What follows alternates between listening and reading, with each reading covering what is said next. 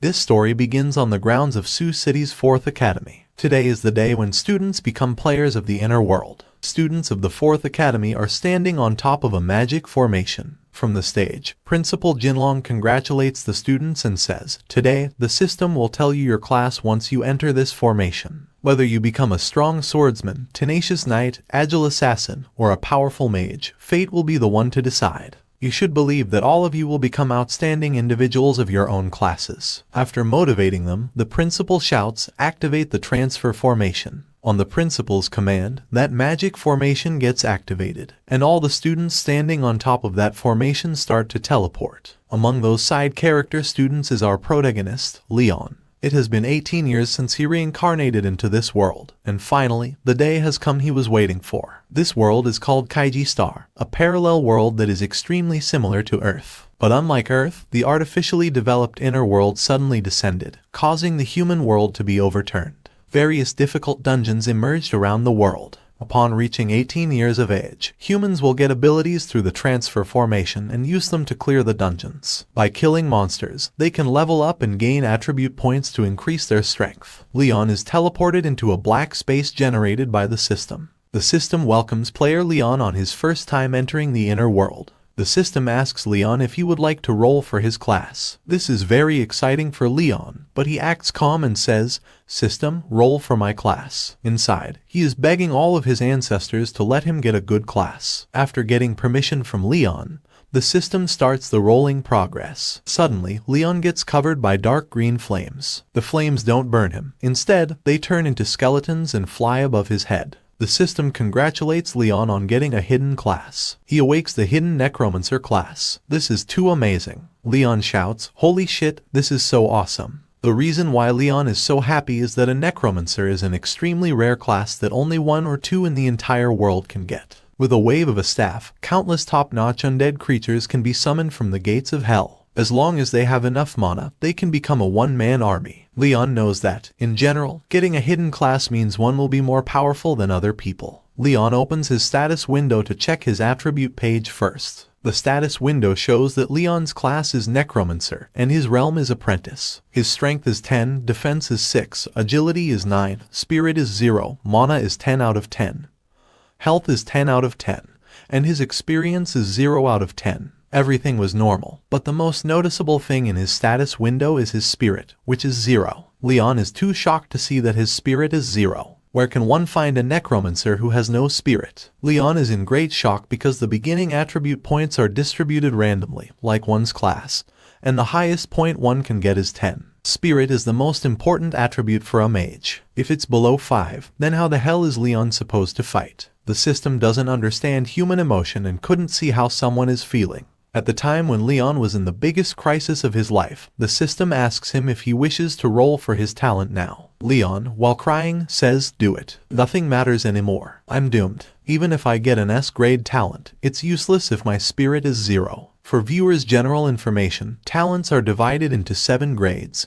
From F to S now the rolling for talent starts. Suddenly, Leon gets covered in some kinds of energy. The system congratulates him on getting the talent, Brave Heart of a Mage. His talent's grade is unknown, but it grants 10 attribute points. Leon checks the details. The system tells him about Brave Heart of a Mage. In passive effect, attribute points will be awarded after the player kills an enemy with physical attacks. In active effect, the player can increase other attribute values to the same value as a certain attribute value. There is a limitation for only one, and the attribute can be bound before using the active effect. Leon is too shocked and checks that he didn't read this wrong because getting free attribute points is an almost impossible thing to do. One can only get attribute points when they level up. Other than that, if someone wants to increase their attributes, they can only train hard, Leon says. With this passive, as long as I kill the enemy with physical attacks, I can get attribute points. And even though I can only use the active effect once, it can still raise my other attributes to the same level as my highest attribute. Leon thinks, if I use this now, I can become an all-rounder with 10 points in all attributes. A newbie with 10 in all attributes. I'll become a monster that will be recorded in history. He thinks, if I wait till my strength attribute reaches 1,000 or even 1,000,000 and use this skill then, a Necromancer with 1,000,000 points in each attribute, I'll truly become a terrifying one-man army. Leon thinks and laughs because his passive requires him to attack physically, so isn't strength the most important? He raises his hand in excitement and tells the system to put all the 10 attribute points into strength. The system allocates the 10 points into his strength. Now his strength stat is 20, and other stats are the same. Next up is to register and finish the beginner task. Only after clearing the beginner task would it be considered a successful obtaining of the class. The system starts transporting Leon to the beginner task, and he disappears inside the pool of blue lights. After teleporting from the system-generated space, Leon arrives at a bridge made of rocks. He is teleported in front of a dark blue portal that leads to a beginner's dungeon. Also, on the bridge, there is a guide, to be exact, a hot elf with all the qualities of a waifu. The elf introduces herself as Elaine and asks Leon if he needs any help. Leon could not take his eyes off Elaine. He thought, is she really just an NPC? He was too disappointed. Leon told her that he is here to register and accept his beginner task. Elaine said, no problem, I will be happy to help.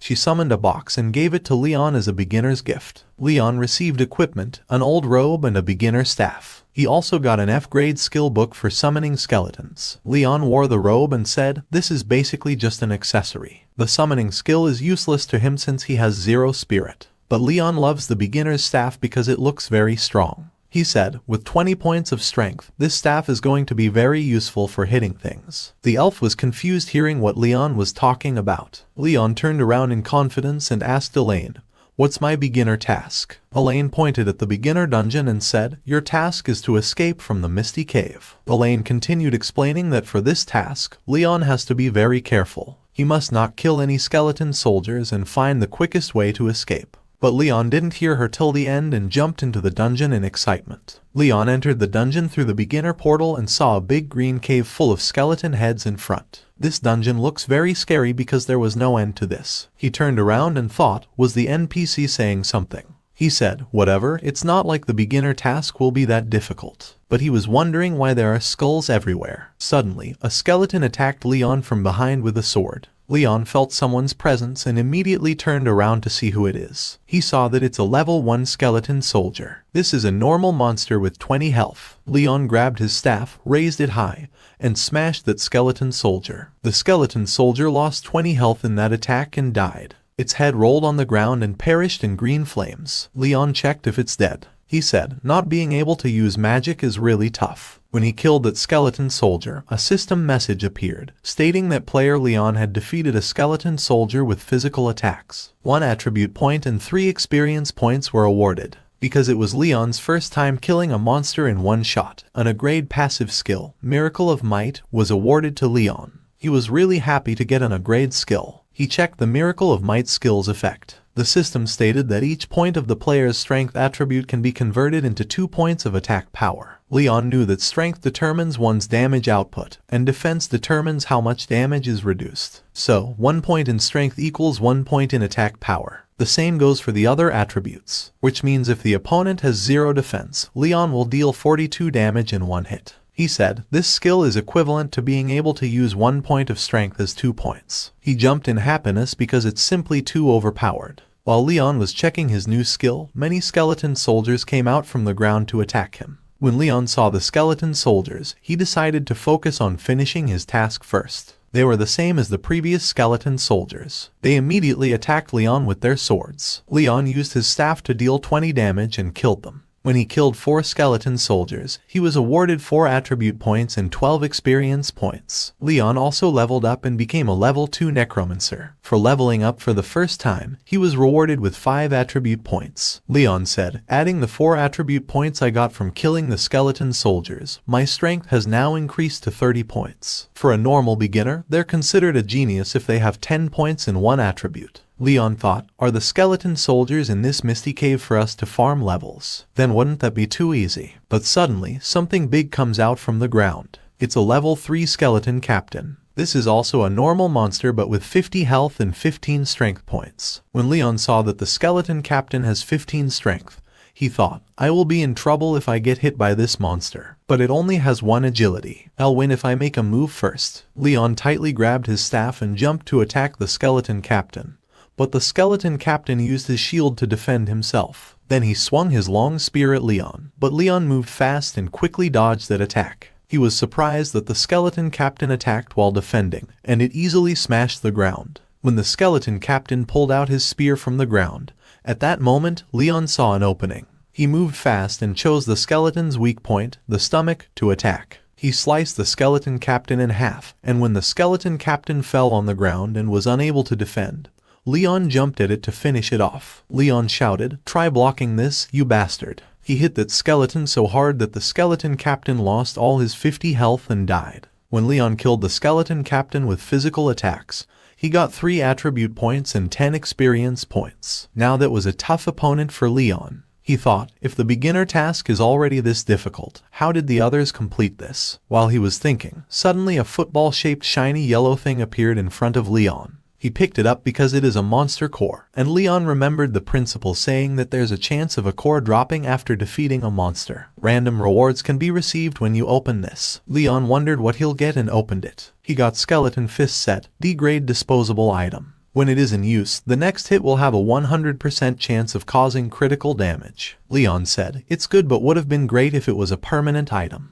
Again, the skeletons didn't give time for Leon to rest and emerged from the ground to attack. Leon was surprised that there are more skeleton soldiers, and their numbers have increased. Skeleton soldiers surrounded Leon and attacked from all directions. Leon knew that even if he is level 2 now, his health is still a pitiful 20 points, so he has to be careful not to get hit accidentally. Leon moved fast and again killed the skeleton soldiers in one hit. He leveled up again after getting 30 experience points from killing those skeleton soldiers. His current experience points are 20 out of 30, and he was awarded 10 attribute points. It's a good thing that these skeletons only have 1 point in agility, so they cannot move fast, and Leon could kill them easily and level up. Now Leon's strength, mana, health, and experience points are in 2 digits. While Leon is struggling and killing the skeleton soldier, on the outside, all the students have escaped the dungeon and completed their beginner task and come out of the dungeon. Everyone was boasting about the class they awakened. A guy said, "Everyone is basically out, so why hasn't the principal announced anything yet? Is there still someone inside?"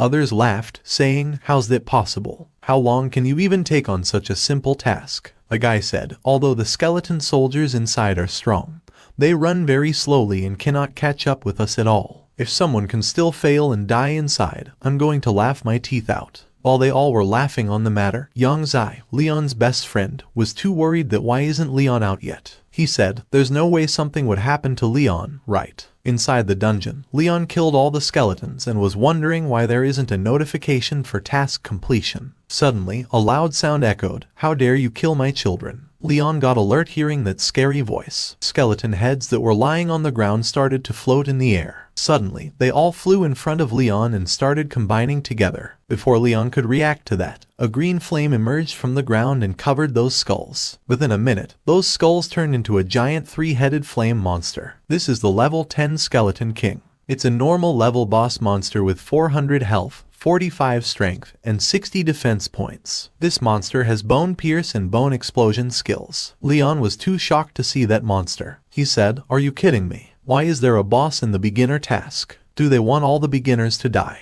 The Skeleton King raised his giant wand to attack, and its target is Leon, who is just a level 3 Necromancer. Skeleton King's attack was strong, but it was not fast enough that Leon could not dodge it. When Leon saw the damage caused by the Skeleton King's sword, he thought, "Lucky I dodged that. If that had hit, I'd probably have died." Although this monster is strong, he's not very nimble, which is Leon's only advantage now. Monster's defense is as high as 60, and Leon is doubtful if his power will be able to break through it. He moved forward and, using his staff, Leon hit the Skeleton King on the stomach, and Skeleton King lost 32 health. His attack worked, although it only did 32 damage, which is to say, as long as Leon can successfully attack the Skeleton King about 10 more times, then this Skeleton King is done for. Leon moved fast and hit the Skeleton King multiple times with accuracy. All of Leon's attacks deal 32 damage to the Skeleton King. Due to the continuous attacks from Leon, the Skeleton King loses his balance and falls on the ground. When Leon sees that his attacks are working and the Skeleton King is losing his HP easily, he gets confident. He thinks, "Is this monster really just here to scare people? There's still 200 HP left. This should all end soon." But that Skeleton King is not going down so easily. It does something that Leon did not imagine. The green flame on the Skeleton King's head gets darker and bigger. The Skeleton King shouts, "I've guarded the Cave of Mist for so many years, but I've never seen a player that killed their way to it. I wouldn't be vulnerable now if fewer of my skeleton soldiers had died." And yet, a newbie can somehow break through the defense of someone as great as me. This brat cannot be allowed to leave alive. The Skeleton King, which was losing just a second ago, now stands on his feet more angrily. Leon falls back as he sees that the monster has gotten stronger. Despite Leon falling back, the Skeleton King covers the distance between him and Leon within seconds. Leon realizes that not only has the Skeleton King gotten stronger, but it has also gotten faster. The Skeleton King attacks Leon with his giant sword, completely destroying the ground.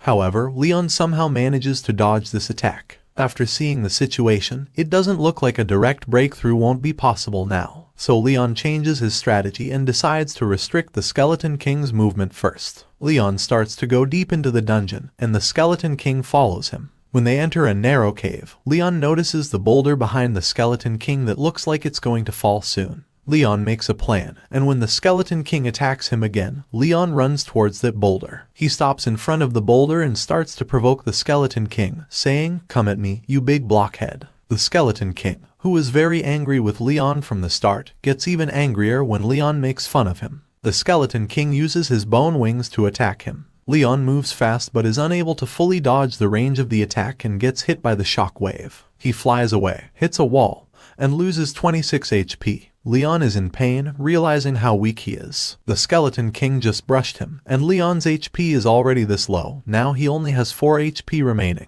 The Skeleton King rushes to attack Leon again. He is not going to let his chance to kill Leon go away. Leon, who has not even recovered from the last attack, is still lying on the ground, and when the next attack comes this fast, it is surprising for him. Leon forces his body to move and somehow succeeds in dodging the attack, making the Skeleton King miss him and hit the boulder. As Leon expected, the big boulder starts to crack and fall. The Skeleton King is not able to dodge those big falling rocks and gets buried inside. It loses 70 HP, and Leon, who only has 4 HP, somehow manages to escape unscathed. The Skeleton King does not die but gets stuck in those rocks. Now it only has 129 HP and is unable to move. This is the ideal situation to kill it. Leon can't hold on much longer. He has to end the fight quickly before it stands back up. The only option Leon has is to kill the Skeleton King in one strike. He jumps high above the Skeleton King and summons his skeleton boxing glove that he got from killing the Skeleton Captain.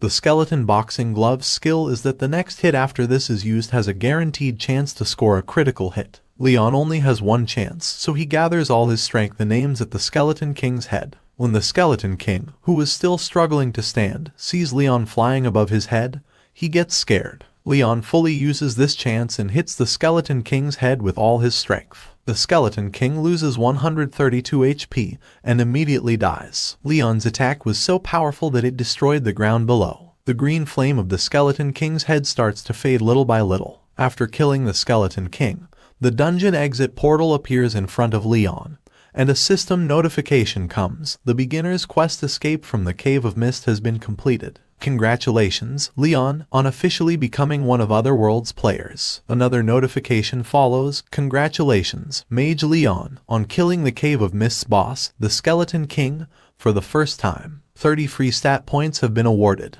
The system detected that player Leon defeated the boss Skeleton King through a melee fight, so Leon was awarded with 10 free stat points and 50 experience points. With that many experience points, Leon directly levels up 3 levels and becomes level 5. When Leon completed the beginner's world, as the first kill reward, he gets the Ring of the Skeleton King. Leon is surprised to get boss equipment. The Ring of the Skeleton King is a C-rank equipment, and as an effect, after wearing it, the player's first normal attack's damage will be increased by 50%.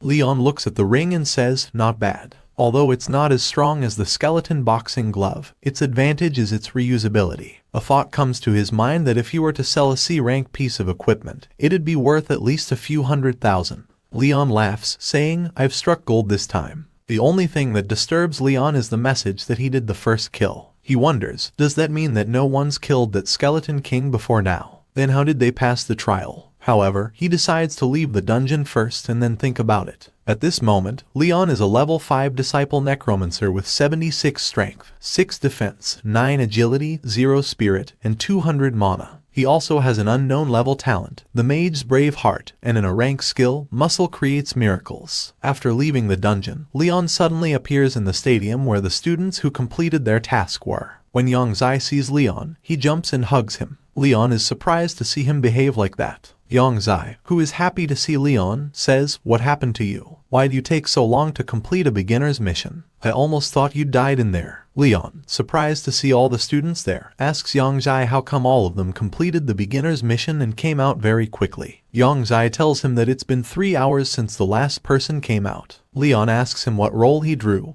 and Yongzai says, "I drew the mage," starting to explain what a mage is to Leon. All of this feels very strange, and Leon wonders if they got the same world. Suddenly, a blonde-haired boy approaches them and makes fun of Leon, saying, "So you were the last one to come out." The blonde-haired boy is Ma Fei, the class monitor of their class. Ma Fei tries to embarrass Leon in front of everyone, saying, "Leon, you're nothing but an embroidered pillow. What use does being handsome have? In the other world, talent is king." Leon doesn't reply to him and wonders why Ma Fei loves to pick fights with him. Suddenly, Principal Jinlong comes to the stage and announces that since everyone's already enrolled in the other world, tomorrow the entire class will take part in the beginner's training. He says, "Students, let's all introduce ourselves, our roles, and our talent to get to know each other better." Side character students start introducing themselves. One happily announces that he is a soldier with a D rank talent. Another says, "I'm an assassin, also with D rank." Another student with a sad expression says, "My talent is F rank. I think I'm screwed." A beautiful girl, Zhao Ziyu, becomes a mage and healer. With her attractive figure and speech, she attracts all the male students' attention, fully qualifying for the waifu criteria. Another girl, Zuyu, gets the role of a paladin and awakens a B-rank talent. Her appearance is that of a lowly, but her stats are that of a warrior. The next one is Ma Fei, who has the role of a swordsman and a B-rank talent, as well as high scores in all skills. An individual like him is lucky to have the skills he possesses. The other students are surprised at his class and talent, as everyone knows that a swordsman is an extremely powerful class in the other world. A guy remarked, "The class monitor is blessed by the heavens." Looking at the students, Principal Jinlong thought, someone with a B-rank talent can already be counted as being amongst the ranks of geniuses. Looks like this batch of students isn't bad. Finally, it was Leon's turn. Surrounded by an aura of dark green flames, he announced that he had gotten the role of a necromancer. However, he didn't reveal his talent, saying, "It's not convenient for me to reveal my talent at this time." The real reason why he did not reveal his talent rank was that he himself doesn't know. His talent rank is hidden. After hearing his class, even the principal was thrilled that one of his students had awakened the Necromancer class. He told everyone that the Necromancer is a rare hidden role. The other students were even more surprised to hear that. A guy said, "There was once a Necromancer who wiped out another union on his own." Ma Fei, who was making fun of Leon, was now tense. He couldn't believe what he heard and reassured himself, thinking, what if it's a hidden role? Mages are famously fragile roles, and they're the most afraid of someone getting close to and killing them. Moreover, necromancers are even weaker than regular people because of the many years they spend in contact with the undead. In addition to that, it takes an extremely long time to cast a summoning spell, and it could be said that they have no teammates to protect them. Assassins, swordsmen, and similarly attack-focused roles are the necromancer's best friend. Ma Fei looked at Leon's back with a smug smile and thought, since he didn't state this talent's rank,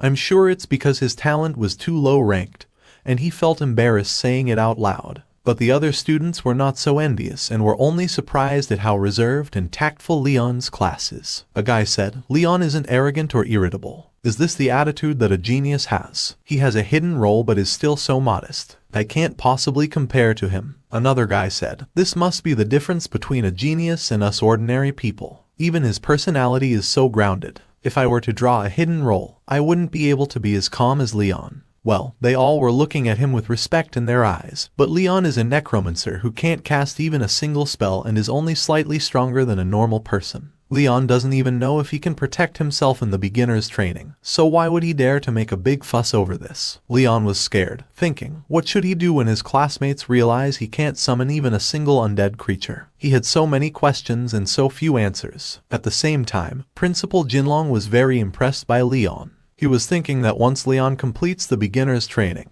he will definitely be able to enter the nation's top universities. After everyone introduced themselves, Principal Jinlong announced that today's class ends here. Everyone, go home and prepare for tomorrow's beginner's training. Leon tried to go home but got caught by his friend Yongzai, who said, "Leon, you're really awesome. Why couldn't I have drawn the necromancer role instead?" But in the end, he wasn't so bad himself as he had 8 spirit points. He showed his stats to Leon and said, "My talent is not bad, right?" Leon, remembering his shameful 0 in spirit stat, told Yang Zai that talent doesn't matter.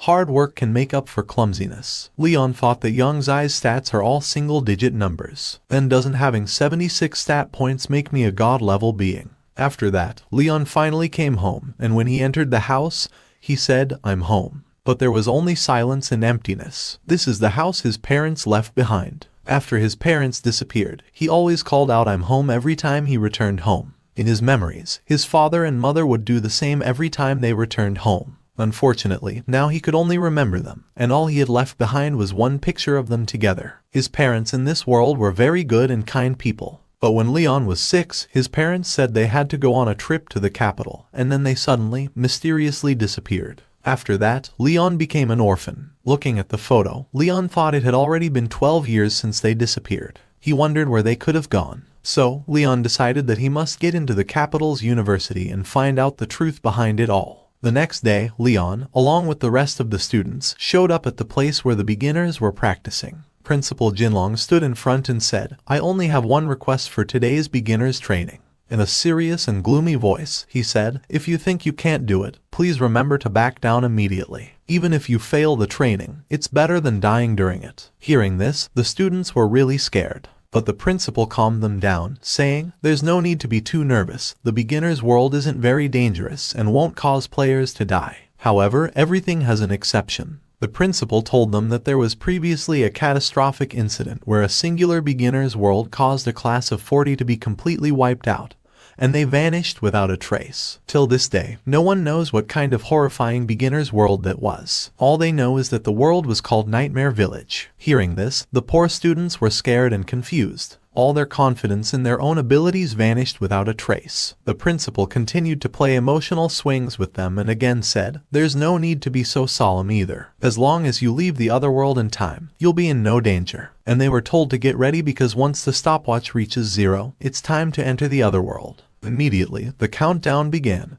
and 10 seconds flew by like a blink of an eye. With that, the beginner's training has begun. Dark streams of energy covered all the students, and with a flash of dark lightning, everyone moved to another world where they were to take the tests. From the looks of it, the village was the most ordinary and quiet. While Leon continued to look around, Ma Fei began to smugly reassure all the students, convincing them that he will protect everyone. Ma Fei asks everyone to follow him. He will bring everyone to success. Thinking, so what if Leon is a necromancer? He will prove that only he, Ma Fei, is the most suitable to be this class's leader. He is the strongest man in the whole class. But Leon is feeling strange, thinking, what kind of beginner's world is this? Why haven't there been any system prompts? Suddenly, everyone hears a voice from behind. A blue old man appears, saying, "Such a pity." When they turn their heads to that voice, they see an old man. His whole body is blue. The old man says to everyone, "You're all so young. It's such a pity." Everyone gets really surprised, asking, "Who is this NPC?" Leon is also curious. He asks the old man, "What do you mean by that?" The old man ignores their question and welcomes them to Nightmare Village. Suddenly, a blue window pops up in front of everyone, saying, "Welcome to the Beginner's Training Nightmare Village. Difficulty, Beginner's S rank." The beginner's training's difficulty is calculated separately from the other worlds. A beginner's S rank is roughly equal to a normal world's E rank. Training requirements: leave alive. Find the secret at the core of Nightmare Village. Everyone gets really shocked after seeing this Nightmare Village, because everyone knows the Nightmare Village that killed 40 people, the one that no one's passed before. They start running to the village gate, saying they want to go home. They don't want to play anymore. Ma Fei asks everyone to stop, saying, "Don't worry. He will definitely lead everyone out of Nightmare Village." But Leon knows an E-level world needs you to at least have a level at the early stage. But they're all disciples, how can they pass this? Levels in the other world are divided into 4 levels: Disciple, Early Stage, Middle Stage, and Late Stage. Disciples are level 1-10, early stages are 11-20, and so on. Suddenly, the man who wants to go home. They were bounced back as soon as they got near the door. The old man asks everyone to stop struggling. As soon as they enter Nightmare Village, they can never leave. After hearing the old man's words, students start crying, saying they can't leave, they're all going to die. Ma Fei asks them to get a grip. He will definitely lead everyone out of Nightmare Village. But Leon claims, thinking, no wonder that class before them was wiped out. The mission objective is to find the secret at the core of Nightmare Village. This uncle may be mysterious, but he doesn't seem to be malevolent. He shouldn't be our enemy. The old man explains to everyone there's no need to get too worried. Since they're here, might as well get comfortable. After hearing the old man's words, Ma Fei thinks he gets it. The old man wants them to relax and face it confidently. The old man, with a scary face, says to everyone, no, he meant, since they're here, just accept that they'll die here. Everyone gets really surprised, thinking, what just he say? The old man, with a smile, says to everyone, I'll stop toying with everyone, and says he is the village head of Nightmare Village. Wogan. There are 2 requirements for living in Nightmare Village. 1. They can live in any of the empty houses, but they can't, under any circumstances, touch the black stones on the door. 2. They must return to the house before dark and close the windows and doors. They can't open them no matter what. Leon, who is really curious, asks the village head why can't they come out after dark. The village head, who is really suspicious, says to Leon, he'll understand once the night comes. After that, everyone decides to listen to what the village head said and find a house to hide in first. They divide into 4 groups, 11 students in one group. After a moment later, Leon finds a suitable house with his group. After they go into the house, the white-haired girl asks everyone for safety, saying, let's rest on the 2nd floor tonight. Leon, who is standing there, one of the girls asks him, if there's any danger later, remember to protect me. I'm a healer. I can give you a lot of HP. The white-haired girl, seeing this, comes to the red-haired girl and says, how can someone be so shameless? Can't she see there are so many classmates watching? Zhao Ziyu says to the white-haired girl that she is okay with it. How is it any of her business? Runway. The white-haired girl replies, asking if she thinks looking like a cow is something to be proud of. Zhao Ziyu says to her, anything's better than having nothing at all. She is referring to her chest. When these 2 girls are fighting, one of the students goes to the window, saying, Granny, I miss you. Then we see an old lady on the other side of the window, saying to this student, my good grandchild, Granny's very cold. This place is scary. Will you open the window to let Granny hug you? He opens the window for her. Suddenly, Leon asks him to stop, saying that's not his granny. But it's already too late. He already opened the window, and that old lady suddenly starts attacking him. Leon's friend uses his sand binding magic to stop this old lady from attacking him. He says to the student, come quick. He can't hold it for long. Suddenly, the old lady transforms into a red nightmare monster. Everyone gets really shocked after seeing him, saying this nightmare is somehow only a normal monster. Are even little monsters this perverted in a beginner's S-ranked world? Suddenly, the monster starts attacking Leon's friend. He says, yo, monster, don't come over here. If he eats such fatty meat, he'll get the 3 highs. But before the monster attacks him, the white-haired girl stops his attack with her shield skill. She asks Zhao Ziyu to heal her and Leon to summon the undead to restrain this nightmare monster. Both of them agree with the white-haired girl. Zhao Ziyu starts casting his healing magic and gives the buff to the white-haired girl. The white-haired girl, who is thinking, as long as everyone works together, dealing with this nightmare shouldn't be difficult. Now, they just have to stall until Leon can summon his undead. But suddenly, she notices Leon, who is running towards the nightmare monster. He is going to attack him with his staff. Leon's friend explains to him that's not how he uses a staff because if the nightmare gets close to him, he'll die. But Leon doesn't pay any attention to him. He uses his staff and attacks the nightmare monster. With one strike, he kills the nightmare monster. Everyone gets really surprised, saying, a nightmare with 50 HP was killed in an instant just like that. Do all necromancers fight like this? After killing that monster, Leon asks everyone, look at this. The nightmare that was killed became a black stone, and it's dissipating. The white-haired girl, after seeing this black stone, says to everyone that the symbol on this thing's identical to the one on the doorframe. They're both of Nightmare Village, so that shouldn't be odd. Leon, who is thinking that this is really strange and thought if there's a bug, asks why didn't he get any stat points despite killing a nightmare with a melee attack. The white-haired girl asks Leon if he noticed something. Leon replies that nothing, he might be overthinking. The next day, everyone says thanks to the heavens for Zuoyu and Leon last night. If they didn't defeat the nightmare monster, they would be dead.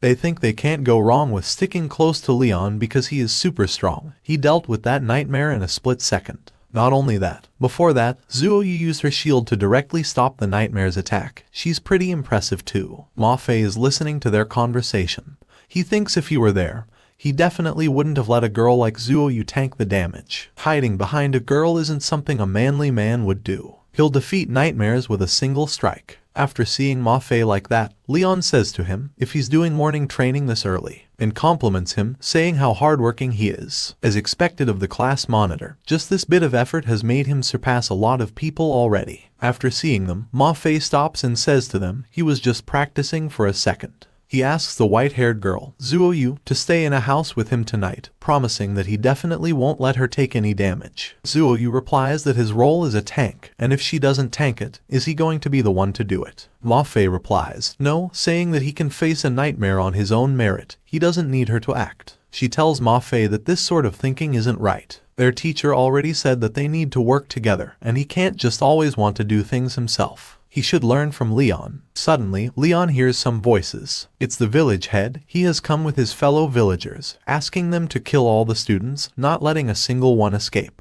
Tie them onto a pyre and let the flames burn away their sins. Kill any who resist. Ma Fei comes forward, asking the village head what's happened and if there has been some misunderstanding. The village head replies that there is no misunderstanding at all. He asks if Ma Fei is very clear on the good deed he did last night. Leon is really curious, thinking that there's around the same number of village people as there is in their class, and their ages don't seem to be that different either. But before Leon says something, Ma Fei asks the village head if he means they killed a nightmare last night. The village head is silent. Ma Fei says that those are the protector spirits of Nightmare Village. They must have broken the rules of Nightmare Village last night, so the protector spirits tried to punish them. Obviously, the protector spirits will be angered, and the villagers will end up suffering alongside them. They should die 1,000 deaths for their sin. Die 1,000 deaths. Ma Fei asks the village head if there is any way to save a nightmare, a protector spirit if they've accidentally killed it. The village head replies that there is a solution. If the person who's angered the protector spirits must remain outside the house when night falls. He asks who among them has this kind of courage. Ma Fei is really nervous, thinking that no one knows just how many nightmares there are in Nightmare Village, and the night might even hide greater dangers. Isn't staying outside the house suicide? Suddenly, Leon interrupts their conversation, saying to the village head that he killed the nightmare or protector spirit, whatever they want to call it. He will wait here for night to fall. After hearing Leon's words, Ma Fei asks Leon if he has lost his mind. This isn't how he steals the limelight. He's asking for death. Ma Fei apologizes to the village head, saying this classmate of his is a bit slow. Please don't listen to what he says. Leon asks Ma Fei to relax, saying he hasn't lost his mind, and there's something he wants to verify. It might even help them leave this world. The village head, with other villagers, locks Leon in the middle of the village. Ma Fei asks Leon, what did he mean when he said it could help them leave this world? Zuoyu also asks Leon if he has found the secret at the core of Nightmare Village. Leon replies that he might have. He'll test it at night. Sometime later, after nightfall, Leon is locked in the middle of the village alone, and suddenly, a nightmare monster starts approaching Leon. He suddenly attacked Leon, but someone stopped the nightmare monster with his sand binding, so it couldn't attack Leon. The one who stopped this monster is Leon's best friend, young Zhang Dai. He asked Ma Fei to act quickly, as he could only control that nightmare for a second. Ma Fei, who was attacking the nightmare monster, asked him to relax, saying, I, Ma Fei, will definitely take good care of you all. As a true swordsman, one man and one sword can conquer all enemies in this world. Suddenly, the nightmare monster got free from young Zhang Dai's sand binding and started attacking Ma Fei. After witnessing some moves from the nightmare monster, Ma Fei thought, he is so fast. Did Leon really kill something like this while being just a mage? This is impossible. If Leon can do it, he can also do it. So, he used his defense-breaking strike and attacked the nightmare monster. While Ma Fei was fighting with the nightmare monster, Leon's friends came to rescue him. Leon asked them why they were all out here. The white-haired girl replied that they were scared Leon would be in danger alone, so they came to help, considering it a kind of repayment. However, the white-haired girl couldn't remove the chains from Leon's hands. She asked them to wait for Ma Fei to break these chains with his sword. But Ma Fei couldn't come because he was fighting the nightmare monster and another girl. Before she could say anything else, Leon broke the chains with his hands, telling the white-haired girl he didn't need anyone's help and asking them to look, saying, isn't it fine now? Both of them were really surprised, asking Leon if he was really a necromancer. Ma Fei was still fighting the nightmare. After releasing Leon, the white-haired girl went to Ma Fei to help. She asked Zhao Ziyu to heal Ma Fei now, but Ma Fei said he didn't need it. He could defeat this monster alone because, according to him, true heroes are created through fighting, and scars are a man's badges of pride. Yang Xiangdai advised Ma Fei not to fight it one-on-one and to hit its head, the weak point of a nightmare. The white-haired girl also agreed, recalling how Leon had defeated the nightmare by hitting its head. Despite this advice, Ma Fei continued attacking the nightmare's head. Leon tried to tell him that the real weak point of a nightmare isn't its head. But Ma Fei didn't listen, thinking Leon was scared that he would surpass him. Leon needed the help of his teammates to deal with a nightmare, but Ma Fei only needed a sword. He asked Leon to watch his next strike carefully and used his sword skill to cut the nightmare multiple times. However, the nightmare only lost 5 HP. Ma Fei was confused and asked the nightmare what happened, stating that he hit its weak point, so it should have been one-shotted. He then questioned Yang Xiangdai if he was trying to stall him. After witnessing this, the white-haired girl thought something was wrong because Leon had one-shotted the nightmare by attacking its head. Yang Xiangdai also agreed, saying it was an issue with Ma Fei's thinking, not being as good as Leon. Angry at this, Ma Fei thought, I'm not as good as him. I, a swordsman, cannot compare to him, a necromancer. They asked Ma Fei to come back, warning him that he would definitely die if he took another hit. The white-haired girl asked Ma Fei to let Leon do it instead. But he didn't listen, stating he would definitely kill the nightmare monster. He used his defense-breaking strike and attacked the nightmare, dealing 30 damage with one last strike. However, before he could land the final blow, Leon attacked the nightmare and killed it, saying to Ma Fei that he worked hard, but Ma Fei is not happy. He asks Leon what he's doing, as he killed it, stealing Ma Fei's limelight. He asks everyone if they saw it, as he was going to solo kill this nightmare, but this brat Leon stole his limelight. Leon's friend, Yang Xiangdai, asks Ma Fei to calm down, telling him to let it go. However, Leon doesn't pay any attention to them. He's thinking about the black stones he got after killing the nightmare. Suddenly, another 2 nightmares come to attack them. They get really scared, wondering what they should do. Leon responds quickly and asks everyone to go into the house, saying there's no need to fight these nightmares because he thinks he knows how to pass. Everyone follows Leon's words and goes inside the house, as nightmares can't enter. After that, the white-haired girl asks what the way to pass he was talking about is. Leon replies that they will know tomorrow. When the time comes, just listen to him. The next day, the village head comes, calling them despicable outsiders. He accuses them of killing another protector spirit after being given a chance to redeem themselves. He insists that they should all go to hell, adding that no matter what they say today, they must all die because they cannot let them destroy their nightmare village. Leon asks the village head if he is really a villager of Nightmare Village. The village head replies that Leon is talking nonsense. They have lived there for generations and tells them not to try to stall for time as their death is certain. Since things have reached this point, Leon decides it's time to reveal the truth behind Nightmare Village. He claims there's only one truth. The village head asks Leon what he means by that. Leon reveals that the village head and every villager in this village are not the original inhabitants of Nightmare Village. All 40 of them are the class that was wiped out in Nightmare Village previously. They were trapped in this fantasy realm ever since they entered, unable to leave the other world. After hearing Leon's words, the village head starts laughing, dismissing it as a fantasy realm and claiming Leon is making up stories out of fear of death. Leon smiles and says he has evidence, showing the black stone from his pocket to the village head. The village head is surprised after seeing the protector stone and asks Leon why he removed it from its place, saying he should die 10,000 deaths for this. However, Leon is not the only one with the black stone.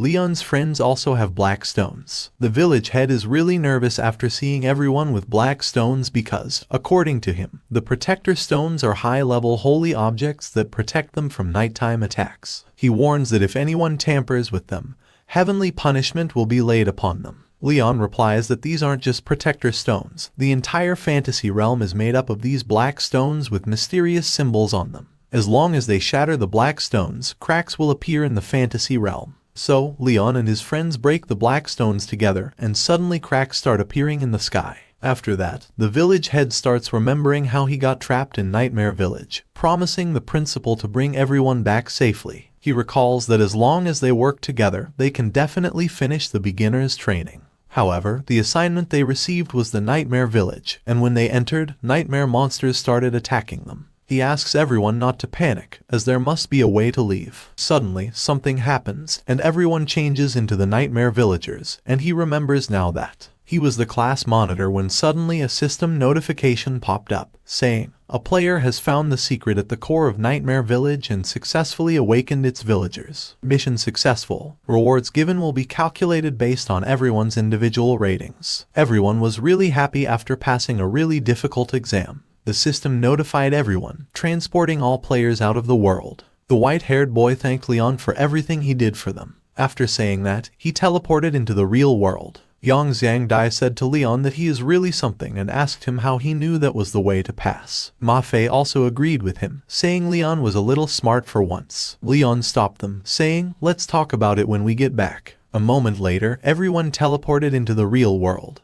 But Leon and his friends could not teleport. The white-haired girl asked Leon why they were still here and if they didn't pass. But before Leon could say something, a system notification popped up, saying, "Congratulations to 5 players on destroying the Black Nightmare Stones. A new mission has been issued. Retrieve the Heart of Nightmares. Mission difficulty E rank." Outside the Nightmare Village in the 4th campus, Principal Zhu Jinlong is really surprised after seeing that they all passed the Nightmare Village. However, he notices that Leon and a few others haven't returned. He wonders if they activated a hidden mission. If that's the case, and they successfully complete the mission, they'll be able to pick from any university in the country based on that achievement alone. But beginning a hidden mission is usually extremely dangerous, and this is the Nightmare Village's hidden mission to boot. They're all newbies, so will they be strong enough to complete it? In the Nightmare Village, Ma Fei asks Leon what they should do now because he is only level 3.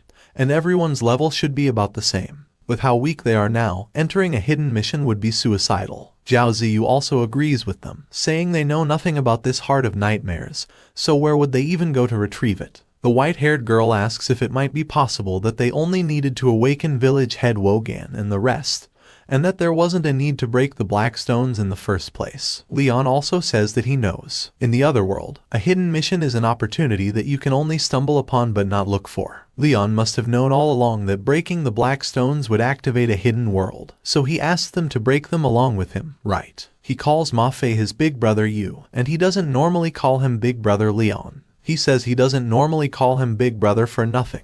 He didn't take on the hidden mission by himself and was willing to bring them along to seize this opportunity together. Ma Fei thought that he didn't think that Leon would somehow be willing to share this kind of opportunity, saying, "Just you wait. Although I may not have been your match in the newbies training, I will definitely complete this hidden mission before you." Some time later, many level 5 nightmare monsters start attacking them. Nightmares want to kill all of them, and everyone gets really scared after seeing so many of them coming at once. Yang Xiangdai says that they can't defeat them. The white-haired girl asks everyone not to go running off on their own. She asks Ziyu to prepare to heal her at any moment and uses her shield magic. She asks Yang Xiangdai to restrain their movement and asks Ma Fei to attack. Ma Fei uses his defense-breaking strike to attack the nightmare, but he is really confused, thinking, why? He only dealt 10 points of damage with one hit, and on the other side, Leon one-shots it with that hit. On the other side, Ziyu asks Zuoyu to hurry up as her mana's almost gone, and Zuoyu's almost out of HP too.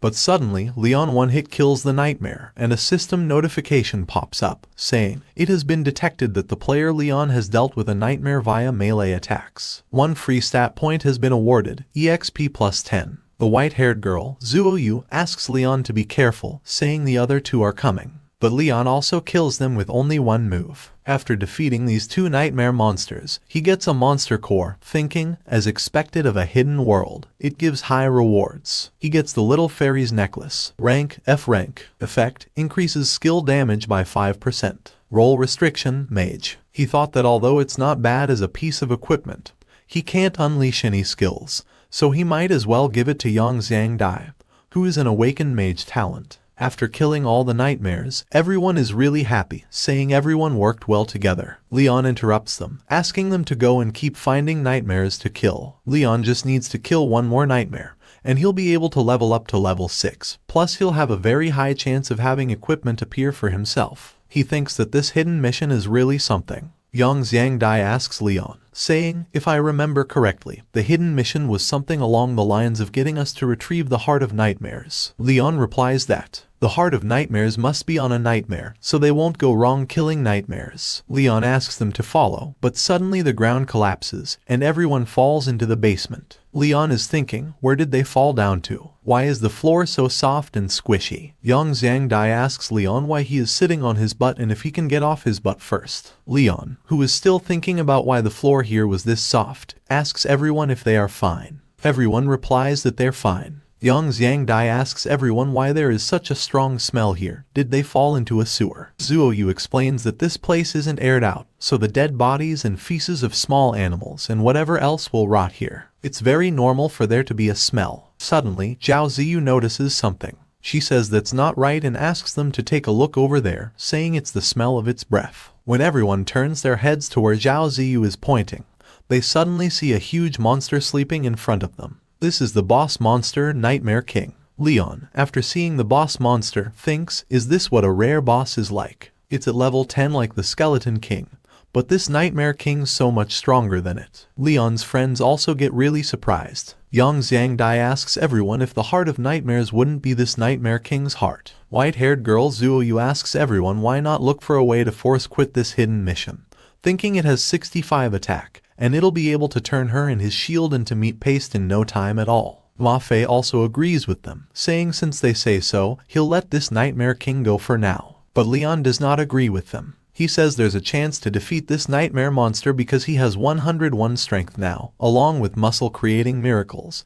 He has 202 attack power, along with the 50% damage increase from the Ring of the Skeleton King. His first hit will be able to take away 1/3 of the Nightmare King's HP. All that's left is to attack the Nightmare King's weak points 3 or 4 times. It's not impossible to kill the Nightmare King, but this plan is like pulling chestnuts out of a fire. If he messes up once, he'll be killed by the Nightmare King. Yang Xiangdai asks Leon if he has a fever, questioning, "You're telling me that there's a chance we win against this 10-meter tall monster?" Leon asks them to listen to him. Although the Nightmare King's stats are high, its obvious weakness is defense. By using their strengths against its weaknesses, they might not have zero chance of winning. Zuoyu gets what Leon wants to do. She explains that Leon needs them to draw the Nightmare King's attention. Leon says that's right, as long as they all help him get a chance to attack.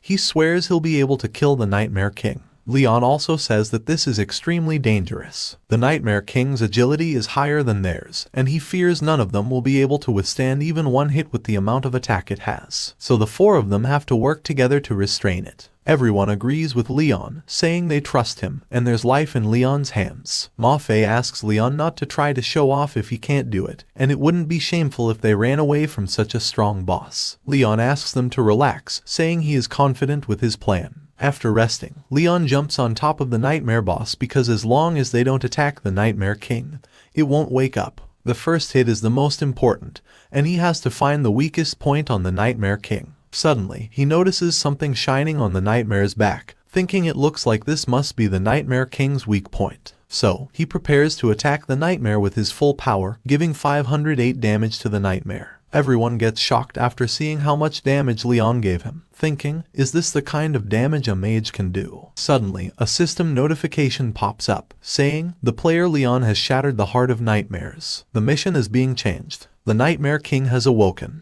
The mission has been successfully changed. Current mission, kill the Nightmare King. Difficulty, a rank. Leon asks everyone to get ready, act according to their plan, and help him get a chance to attack. Nightmare monsters start attacking on them. Leon asks Ma Fei to draw its aggro. Ma Fei begins attacking the Nightmare monster, using his defense-breaking strike. Confused after seeing his damage, Ma Fei wonders how Leon dealt 508 damage with just one hit. He expresses disbelief, stating that as long as he is dealing damage, even if it tickles, he'll tickle the Nightmare to death. Ma Fei continues his relentless attacks on the Nightmare. The Nightmare monster starts talking and tells Ma Fei that if he wishes to be the first to die, the king will fulfill his wish. Unfazed, Ma Fei challenges the Nightmare King, saying he has a 3-foot sword and has accomplished amazing feats. Why should he fear death? So he asks Yang Xiangdi and Zuoyu to block the Nightmare King's attack. Both of them use their sand binding and shield of light to block the Nightmare King's attack.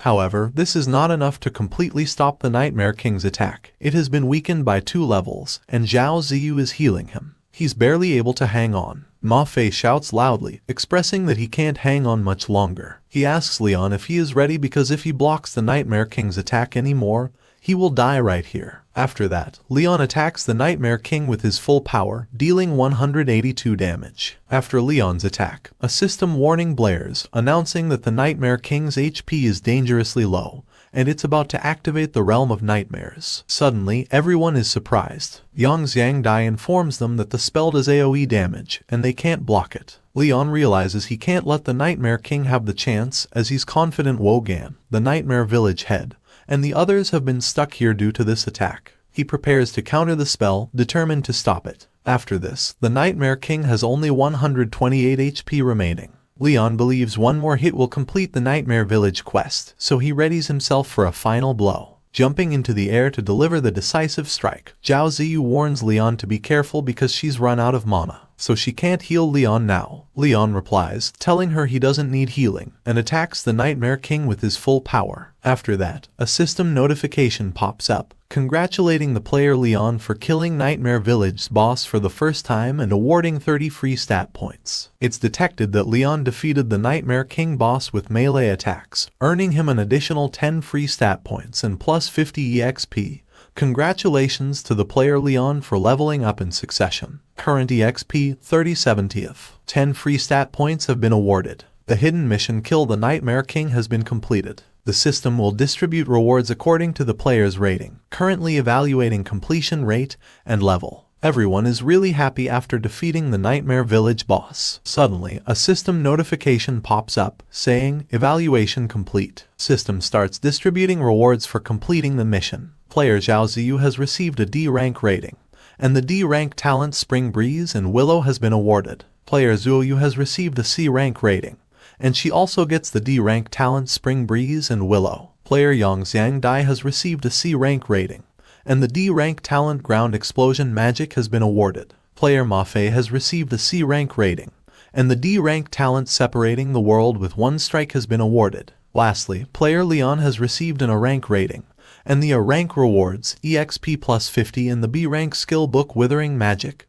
have been awarded. However, Leon can't use this talent for now because his spirit status is 0. But at least there's still the Nightmare King's soul, so he says to the Nightmare King to drop some good stuff for him. After that, Leon receives a dragon-piercing sword, which is a B rank. However, Leon isn't happy because he can't use a sword. He thinks about how unlucky he is and questions why the Nightmare King would drop a B rank sword for him. Ma Fei, on the other hand, is really excited to see a B rank sword. Leon throws the sword to Ma Fei, saying it's all his. Ma Fei is confused, wondering why Leon is giving him a B rank sword like this. Leon explains that he is the only one using a sword, and since he can't use it, who else could he give it to besides Ma Fei? After that, Ma Fei asks Leon if he doesn't know the value of B rank equipment. Many players might not even be able to buy one, no matter how much they spend. If Leon were to sell this, he could get a house in the capital. But Leon doesn't care and asks Ma Fei to go and have fun with it. He starts inspecting the Nightmare King's soul carefully, hoping to find another useful item. However, he doesn't get another item, leading him to think that this trash Nightmare King really only dropped one piece of equipment. After some time, he says, "Forget about it," and starts looking at his status panel. After carefully inspecting his status, he finds out that his strength has increased, but having only 70 HP is too little. If he gets touched, he will die. He also checks his talent, the Mage's Brave Heart. When it is detected that the player Leon has killed an enemy using melee attacks, he will gain free stat points as a reward. The main effect is the player can raise other stat values to the same value as another stat value. However, this talent also has some restrictions. Before using the main effect, only one stat can be selected. Leon thinks the passive's restriction doesn't allow for other stats to be increased, so he'll just have to think of ways to keep himself alive. He has to stay steady and can't make waves. The system notifies everyone that the hidden mission has been completed. Players will be immediately transported back to the real world and are asked to get ready. In the next moment, everyone is transported to the academy. Everyone is really happy after seeing Leon.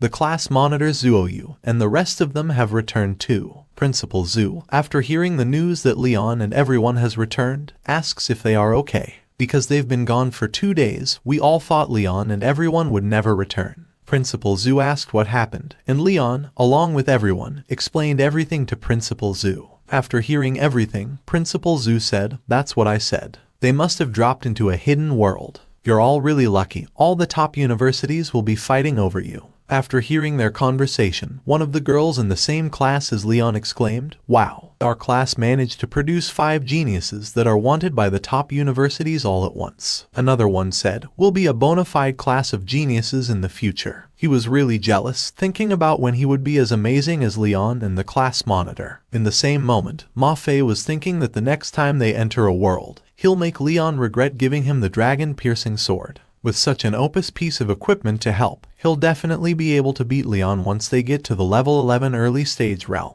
Suddenly, a man comes towards Principal Zhu. He is in a hurry and comes to Principal Zhu, saying, "There are people from Huiking University and Jingdu University. They are looking for Leon and his friends." After hearing this, Principal Zhu is thinking that he hasn't even reported this yet, that Leon and his friends have completed a hidden mission. He wonders if the elite universities have such up-to-date information. However, Principal Zhu is really happy, thinking, "Looks like I'll have a happy ending to my teaching career before I retire." Principal Zhu welcomes both of them. They are the ones from the top university, Teacher Peng and Teacher Pei. Teacher Peng, after seeing Leon and his friends, asks, "These must be the 5 students that passed Nightmare Village, as well as the hidden mission." Extraordinary. He introduces himself to Leon and his friends, saying he is the teacher in charge of recruitment at Jingdu University, Peng Liangji. He mentions that their school desperately needs geniuses like them, the other world's cream of the crop. If they're willing, he'll send over acceptance letters tomorrow. After hearing this, another teacher asks Teacher Peng if he is really that shameless,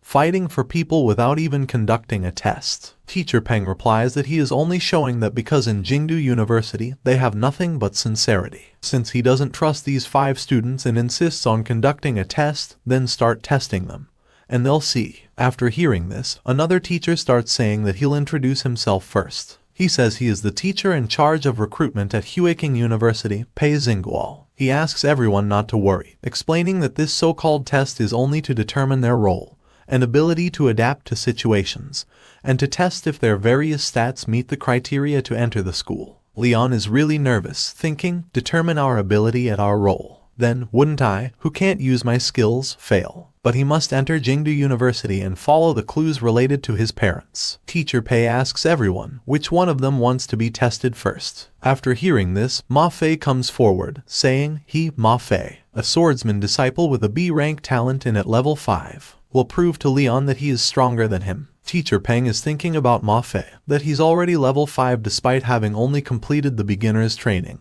and he even has a B-rank talent. Prodigies like him don't appear often. Ma Fei is good-looking and tall, making Teacher Peng think that he even looks like he's meant to be in Jingdu University. Teacher Pei is really impressed by Ma Fei's courage, so he activates his shield skill and asks Ma Fei to attack. After hearing this, Ma Fei prepares his attack and asks Teacher Pei to be careful, saying he will not show any mercy. He uses his world-separating strike and attacks Teacher Pei. Teacher Pei gets really surprised after seeing Ma Fei break his defense. Although Teacher Pei is a gunman disciple and defense isn't his strong suit, he is still level 25. Teacher Pei is really happy after seeing this and congratulates Ma Fei. The world-separating strike of Ma Fei is an extremely rare shield-breaking technique. It can increase the attack power of the tip of his sword. Not bad at all. Ma Fei thanks Teacher Pei for the praise. Another teacher also gets impressed, saying not only that, even if Ma Fei's strength were concentrated in one area, his strength stat must be extremely high, 35 points at least. Judging by the speed of his attack, his agility's quite high too. After hearing this, Ma Fei's classmates get really shocked,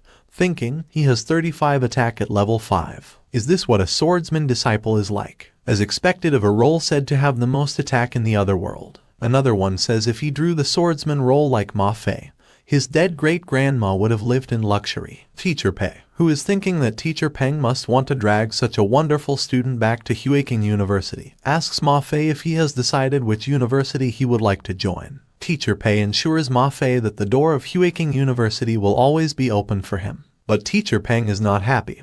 He asks Ma Fei to join Jingdu University, promising to provide him with the best resources possible. Ma Fei replies, how about the others get tested first? He would like some time to think because he wants to see which university Leon wants to go to. He will go wherever Leon goes, thinking he must outclass Leon in every way. Teacher Pei agrees with Ma Fei, saying they will continue the test and asks the next student to come forward. The next student steps forward and introduces herself, saying her name is Zhao Ziyu, and she is a healer. She uses her skill, like a fresh breeze, to heal her whole party. Teacher Pei gets really surprised, thinking she can heal the whole party despite only being level 4. Next is Zuoyu. She uses her shield skill to block Teacher Pei's attack. Teacher Pei is impressed, thinking that she has such strong defensive ability despite only being level 4, and a part of the attack inflicted on her shield will be reflected. Teacher Pei asks Zuoyu if this is her talent, and she says yes, explaining that this is her D-rank talent, damage reflecting armor spikes, which can reflect 20% of the damage she receives. Teacher Pei is really impressed with Zuoyu's skill, stating that attacking her is like attacking himself, and to someone with the meat shield role, there's nothing more useful than this talent. After that, he asks the next student to come forward. The next student is Leon's best friend, Yang Zhangdai. After seeing him, Teacher Pei asks if he also has the meat shield role too. Hearing this, Yang Zhangdai replies that he is not a shield skill user, he is a mage. Teacher Pei gets really confused, thinking a 300+ pound fatty is telling him he's a mage. He wonders if Zuoyu or Yang Zhangdai got mixed up. So Teacher Pei asks Yang Zhangdai to show his skills. Yang Zhangdai starts preparing his attack, but Teacher Pei is thinking, what's this kid playing at? I haven't felt a bit of magic at all. However, Yang Zhangdai uses his ground explosion magic and attacks Teacher Pei. After seeing Yang Zhangdai's magic, Teacher Pei gets really shocked, thinking Yang Zhangdai's talent somehow can't be detected at all but just explodes from under his feet. Even he, a level 25 gunman, lost 3 HP without noticing. He considers what Yang Zhangdai could do to people at the same level as him and thinks if this is really what a mere level 5 mage has done. So he decides to get someone to pay very close attention to this, perhaps Principal Zhu. After all, Principal Zhu has created 5 geniuses in his school already, and who knows if he's secretly overpowered. Lastly, Leon comes and introduces himself, saying his name is Leon, and he is a level 7 necromancer with a talent ranking unknown. After hearing that Leon is a level 7, Teacher Peng gets shocked, thinking he's a whole 2 levels higher than the other 4. However, he is really confused because Leon doesn't reveal his talent. So he thought, could it be because his talent ranks too low, so he doesn't dare to say it? Teacher Pei says to Leon that they will carry out the test first and see what the results are. Leon agrees with them, but Teacher Pei is really curious, thinking, what kind of undead creatures can Leon summon? He can ignore being injured once by a new disciple, but if he, Pei Xingguo, were to be injured by one again, then he might as well go home. Leon gets ready and starts attacking Teacher Pei, but Teacher Pei is really confused, thinking, Leon is a necromancer, so why isn't he summoning the undead? What's he charging at him for? However, Teacher Pei thinks Leon has close range, explosive necromancy techniques. This student called Leon is too inexperienced, who would stand right in front of him in a battle. Suddenly, Teacher Pei gets really surprised after seeing Leon preparing his fist to attack him, thinking, how high can a mage's strength be? So he lets Leon hit him. But Leon doesn't hold back. He uses his full power and gives Teacher Pei 200 damage, sending him flying across to another corner. After seeing this, everyone gets really shocked, thinking, what's just happening? Leon knocked a level 25 teacher over in one hit. Teacher Peng asks Teacher Pei, what's happening? How could he be reduced to such a state by a level 7 necromancer? It's widely accepted that they're the physically weakest ones. Is Leon his relative? That's why he is going easy on him or something. Teacher Pei is really angry. He is also thinking about what just happened. He can't believe a level 7 newbie can deal him that much damage. He wonders what kind of monster this brat is, as he nearly gave him a heart attack with one punch. Is this the standard for a level 7 person? Leon's classmates are also really surprised. They can't believe their eyes that Leon sent the recruitment teacher flying with one punch. Another student asks if it's possible that the Leon they're seeing is an undead being that's been summoned,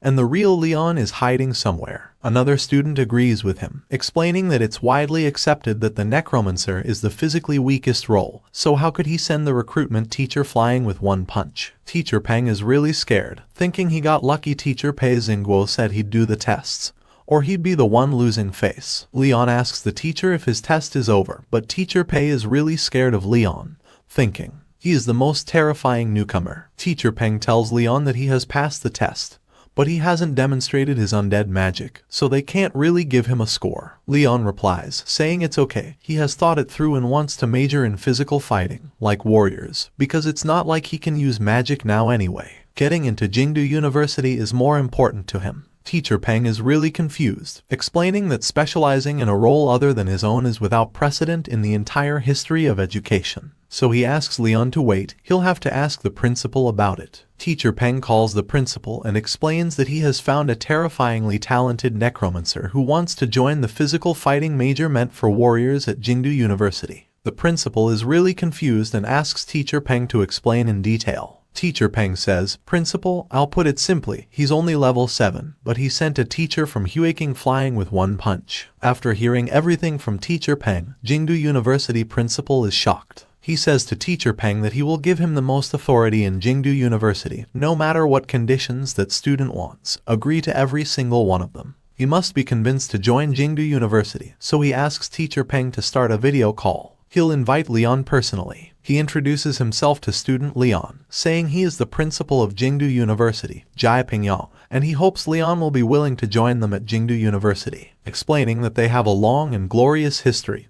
Excellent teachers. Leon interrupts and asks Principal Jai to save his breath, saying he'll be joining Jingdu University. After seeing that Leon is going to join Jingdu University, Teacher Pei gets really shocked, and he no longer requires Leon in his university. So he thinks he'll get the rest of Leon's friends, he'll fight for them. But before he says something, Principal Jai from Jingdu University asks Leon's friends, since they're all from the same class, why not join together? They can take care of each other too. Teacher Pei is really angry. He asks Principal Jai why he is taking them all. Isn't this a bit too much for Jingdu University? But Principal Jai ignores him and continues his conversation with Leon and his friends. On the other side, Teacher Peng is really happy.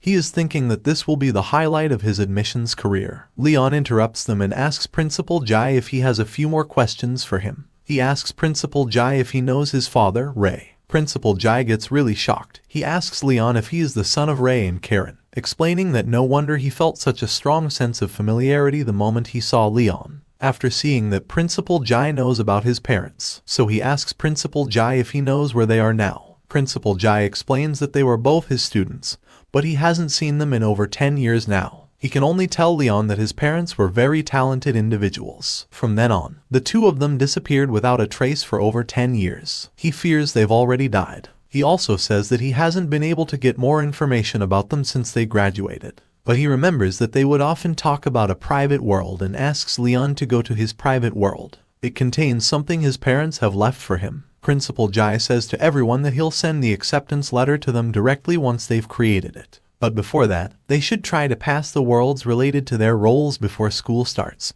so they'll be even more respected in school. He wishes everyone good luck and says he'll see them at Jingdu University. 1 week later, after passing the beginner's training, the 4th college separates its students into classes according to their roles in the other world. It's an intensive preparation class to try and get more students scouted by elite universities. In the 4th College Mages class, Principal Zhu tells everyone that today they'll enter a world specially designed for mages. This world is usually a test of their mental ability, involving logic or riddle-based challenges. If they work together, the sum of their thinking will be more than its parts. Principal Zhu provides the criteria for passing. Sometime later, Yang Xiangdi and Leon teleport into the mage's world. Leon asks Yang Xiangdi if he's sure they can do this. Yang Xiangdi responds, asking what could go wrong, emphasizing that theory means nothing compared to practice. He suggests that instead of carrying them all, Leon could carry him, and they can worry about the others later after they pass. Yang Xiangdi notices a girl standing in front of the gate and finds her really energetic. He informs Leon that they're going into the specialized mage's world.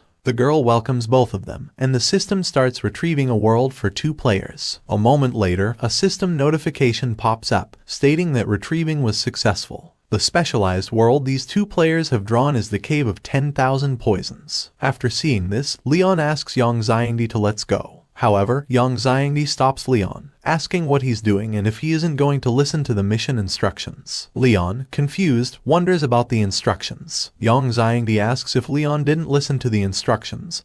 How did he pass the Cave of Skeletons? After finding out how Leon cleared the Cave of Skeletons, Yang Xiangdi thinks Leon is an idiot. The elf girl then starts explaining the instructions. The legend tells of an ancient, evil tribe in Dongnan, vicious and merciless, skilled in using poisonous worms to secretly poison people. A poisoned person grows deathly sick, and the worms reproduce in their body, eating their flesh until the host dies. Mission objectives: 1. Find the evil tribe of legend. 2. Destroy all the poisonous worms. Mission rewards, to be decided based on how the player completes the mission. The elf girl also reminds them that the Cave of 10,000 Poisons requires 5 players to start. The system will automatically match them with 3 other players, and they need to make the necessary preparations. After that, Leon and Yang Xiangdi enter the gate and match with 3 other random players to complete the mission. One of the random players asks Leon not to drag them down, but the blue-haired girl asks him to be more polite, as it's fate that they got matched together. She introduces herself as Fang Yuan, a fire mage, and introduces her little brother, Fang Zun,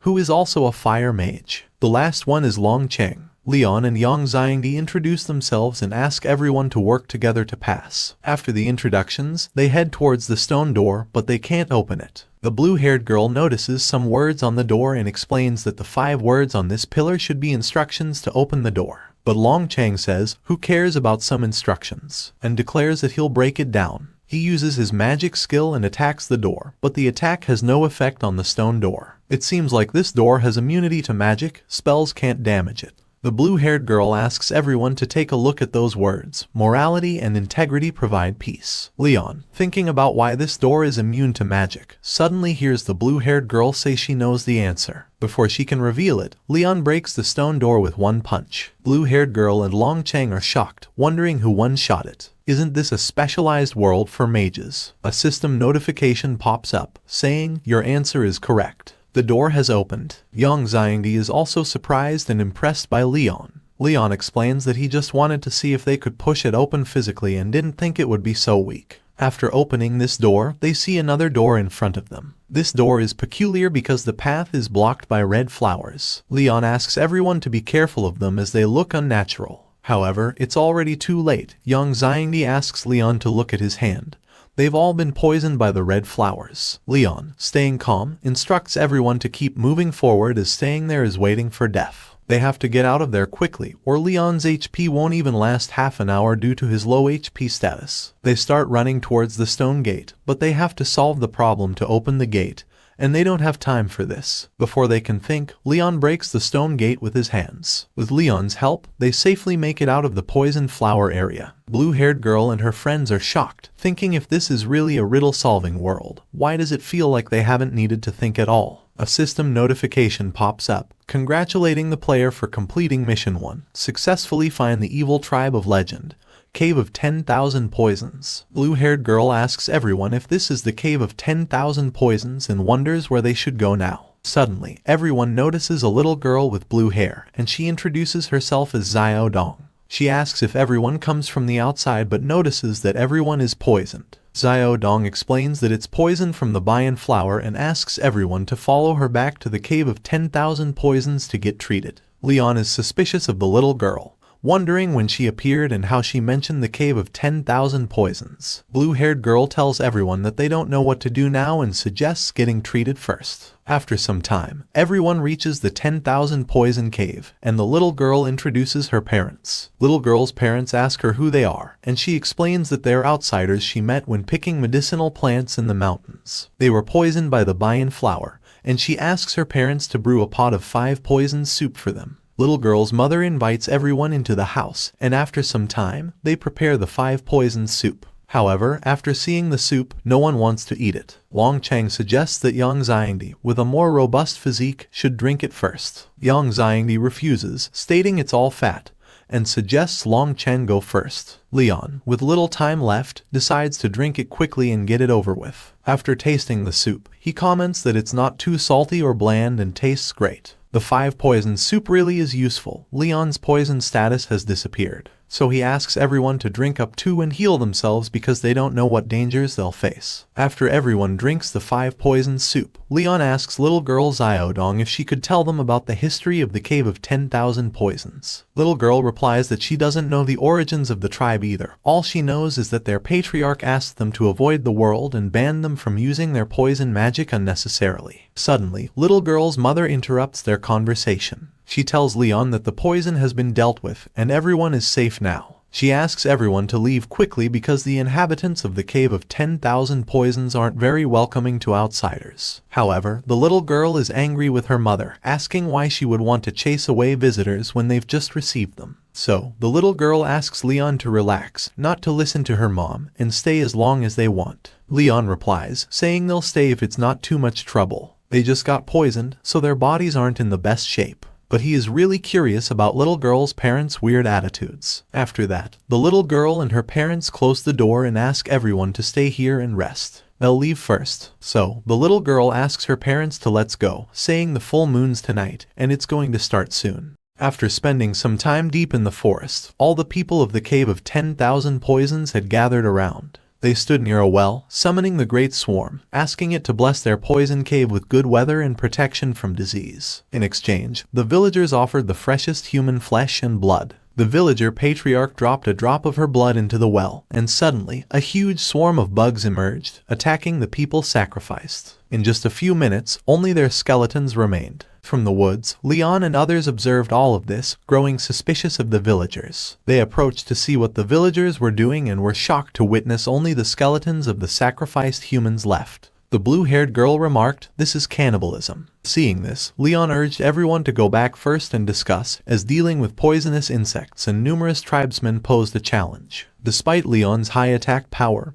he lacked group attack skills. Before they could leave, the village matriarch sensed their presence. She mentioned a few little mice around and instructed a villager, Ju Zai, to go after the troublemakers. The matriarch laughed, advising not to play too hard and to keep them alive. Meanwhile, Leon and others returned to the village house where they were staying. Yang Zai inquired about their next steps. The blue-haired girl suggested, looking at how pious those tribespeople were. If they learn that we're here to exterminate the insects, we'd probably be fed to them immediately. Before taking any action, Leon heard some noise, and suddenly, hundreds of small bugs approached them from all around. These insects were everywhere. The blue-haired girl used her fiery enchantment magic to kill them, and Leon utilized his staff. A system notification informed Leon that due to the opponents being too weak, using melee attacks on them would not earn him stat points. Leon also knew that if killing insects could earn him stat points, he would have been carrying an open water bottle and looking for ants a long time ago. Yang Zai employed his sand binding and ground explosion magic to eliminate all the insects, but in the process, the house they were in got destroyed. Leon praised Yang Zai, saying, "Who knew you could combine those 2 talents of yours?" Yang Zai got embarrassed, saying, "Don't mention it," because using those 2 talents in succession used up almost all of his mana. While they were talking, Ju Zai approached from behind, praising that they had some guts. He informed them that he had originally wanted to teach them all a lesson, but they used demonic magic to kill the insect swarm of their Cave of 10,000 Poisons. Now, they would all become food for the insect larvae and die with insects eating them alive. While he was still talking, Yang Zai used ground explosion magic and attacked Ju Zai. Ju Zai lost 11 health from that attack, but he was not injured. Instead, he got angry, asking how dare they try to hurt him with these petty tricks. Ju Zai is a normal level 10 NPC with 300 health, 40 strength, and 20 defense. His talents are insect bite and poisonous insect control. They were about to see his status because, unlike a wild monster boss, the NPCs in the other world will have their personal stats hidden unless they take damage. Seeing Ju Zai's stats, they all got shocked. They didn't understand how they could win like this. His stats were basically the same as a boss. The blue-haired girl said this mission in the Cave of 10,000 Poisons isn't something newbies can accomplish. Leon wondered, could this specialized world be different from others in some way? He jumped towards Ju Zai to attack,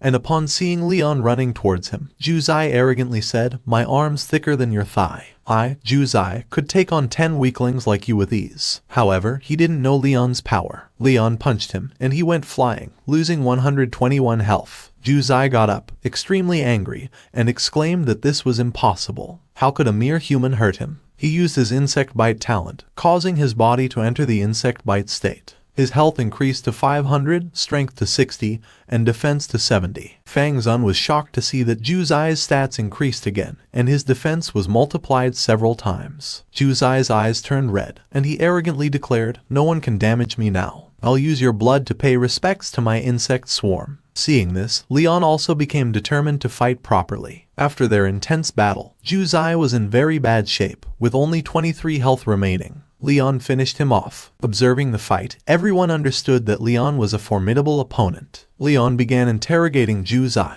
asking about the sacrifice he conducted and the identity of the woman. Heavily injured, Ju Zai had no choice but to answer Leon. He explained that it was the insect sacrifice led by their matriarch every month. The Cave of 10,000 Poisons had signed a contract with the insect's queen mother, obligating them to pay respects to them on the night of the full moon. The ancient green stone well was where the queen mother resided and reproduced. Upon hearing this, young Zai understood why Xiao Dong's family wanted to cure them of the poison. He informed Leon that they must have intended for them to become the next round of sacrifices. Leon asks Ju Zai one last question.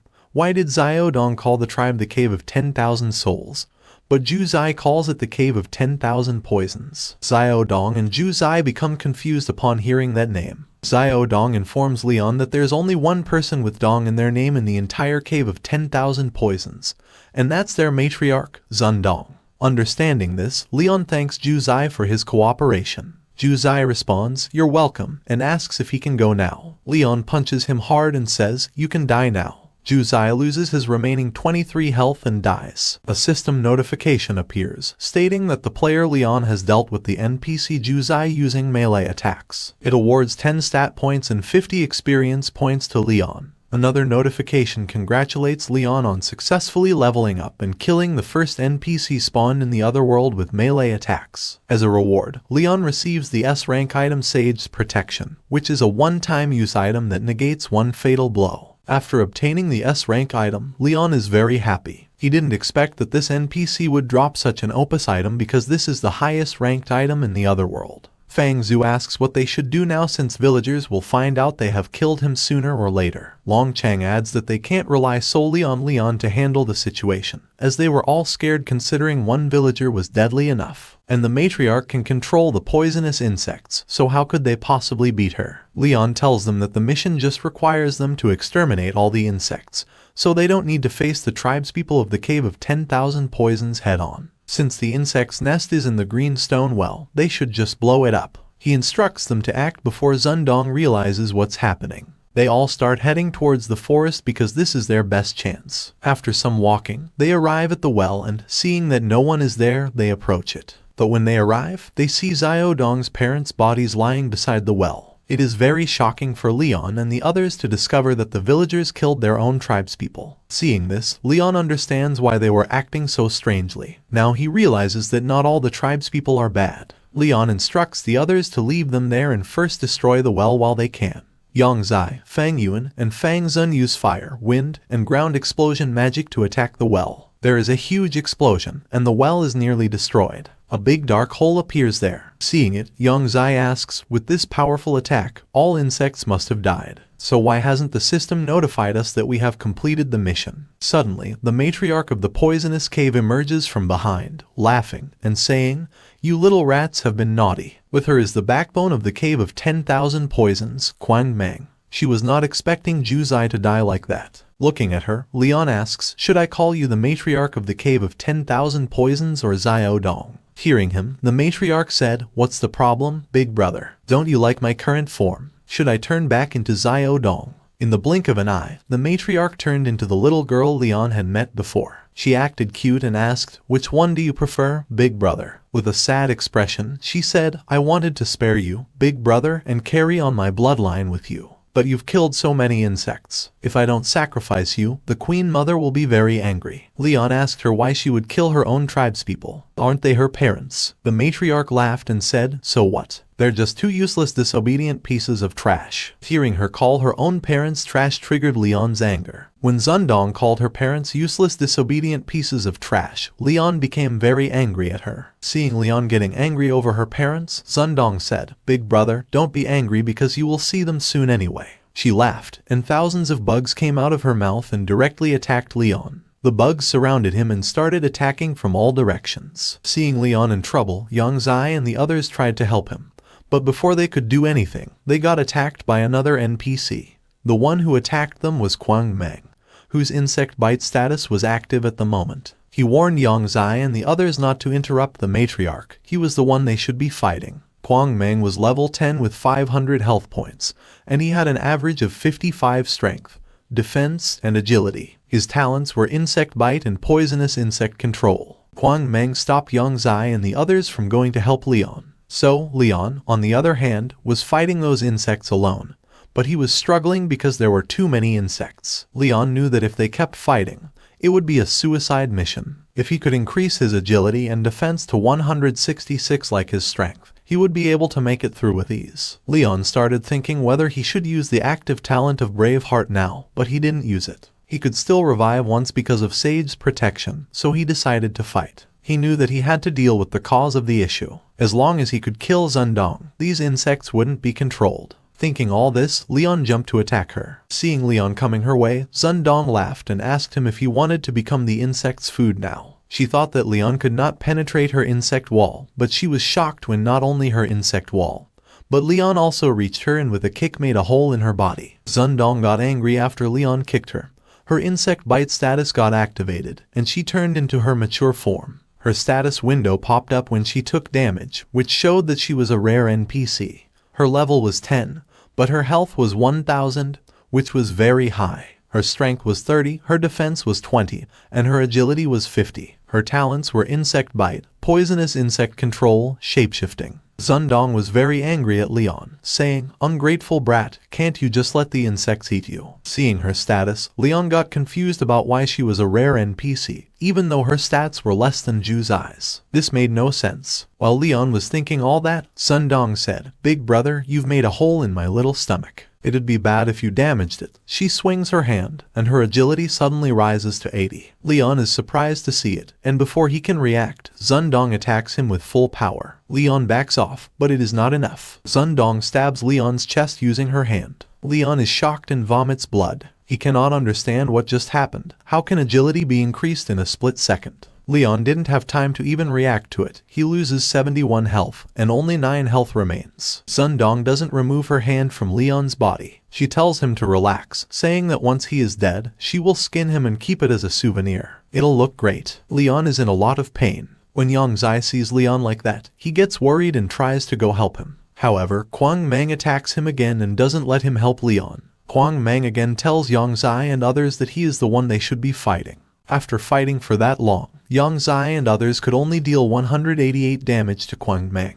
Yang Zai is angry and uses his sand binding spell. Seeing it, Kwang Meng laughs and tells them that their tricks are useless against him. He hits the ground to counter Yang Zai's sand binding spell, saying, "Your attacks are just tickling me." But he gets shocked seeing red sand instead of yellow sand. He asks Yang Zai why the sand is red. Well, it was already too late. Yang Zai uses ground explosion magic, and with a huge explosion, the ground explodes. Kwang Meng loses all 312 health and immediately dies. Yang Zai, who was before a fatty, turns into a handsome young man when he enters his fat-burning state. The reason why Yang Zai's last attack on Kwang Meng was so powerful was that Yang Zai used his fat-burning state, which increased his spirit by 296. Seeing Yang Zai in this form, Fang Yuan and Long Chang are very shocked, asking, "Hey handsome, who are you?" After killing Kwang Meng, Yang Zai runs towards Leon to help him. Seeing Yang Zai, even Leon is shocked, asking what happened to him. Yang Zai explains that he doesn't know. The moment he got anxious, all the fat on his body burned away, and now he has almost 300 spirit. Leon is shocked hearing that a person's spirit affects their talent usage, and 300 points are almost as much as some mid-tier mages have. But then Leon gets an idea. He grabs Zundong and asks Yang Zai to use ground explosion magic to deal with him and Zundong together. Zundong gets shocked, asking Leon to let go of her. Yang Zai asks Leon what he is saying and tells him that if he uses ground explosion magic, he will die. Leon shouts, telling Yang Zai to trust him and do it. Yang Zai doesn't have a choice but to follow Leon's word. He activates the ground explosion magic. Zundong understands what is happening and asks Leon to let her go. She doesn't want to die with him. But Leon laughs and tells her that it's too late. There is a huge explosion when Leon and Zundong are, and Yang Zai and others are looking at the fire, all worried about Leon. Suddenly, a system notification comes, saying, lethal damage has been detected. The S-rank equipment Sage's protection has been activated, and this instance of damage has been negated. Player Leon's courage in the face of death has been detected. The A-rank passive talent Strong Contract has been awarded. Strong Contract is an A-rank talent. Its effect is that every 50 points of health will increase the player's strength by 1 point. Every point of strength will increase the player's health by 10 points. From the smoke, Leon comes out. He was safe because of Sage's protection. Leon is happy to see that there's such a good thing. It looks like the system really doesn't want him to die. If he has 166 strength, that means he gets 1660 more HP because of his new talent. Now Leon is a level 8 Necromancer with 167 strength, which doubles because of Leon's God Overwhelming Strength talent. His defense is 6, agility is 9, and his spirit is still 0, but his health is now 1740. Leon has nearly 1800 HP now. He doesn't have to worry about being killed in one hit by a boss. Seeing Leon unscratched standing there, Young Zai comes running to him. He asks Leon that he has got 300 spirit, so how did he not kill him? Leon jokes with Young Zai, asking him if he is sad that he can't kill him. Couldn't he revive if he died? Joke aside, Leon asks Young Zai if Zundong dropped anything after he killed her. Young Zai tells Leon that he didn't get a notification that he killed her. He thinks she's still alive. When Young Zai said that, suddenly a voice comes from the smoke behind, saying, "You two are a real pain." The one who said that was Zundong. She congratulates Leon and others, saying they will soon admire her true beauty. Now Zundong turns into her final form, half of her body turned into an insect's body. This form of hers has no name. In this form, her health reached 2000, strength 130, defense 80, and agility 100. Now she got new talents, poisonous sting and plundering violence. Leon and others were surprised to see Zundong's this form. Leon asks if this is her true form because she's super strong now. He tells Young Zai to hurry and cast ground explosion magic on her again.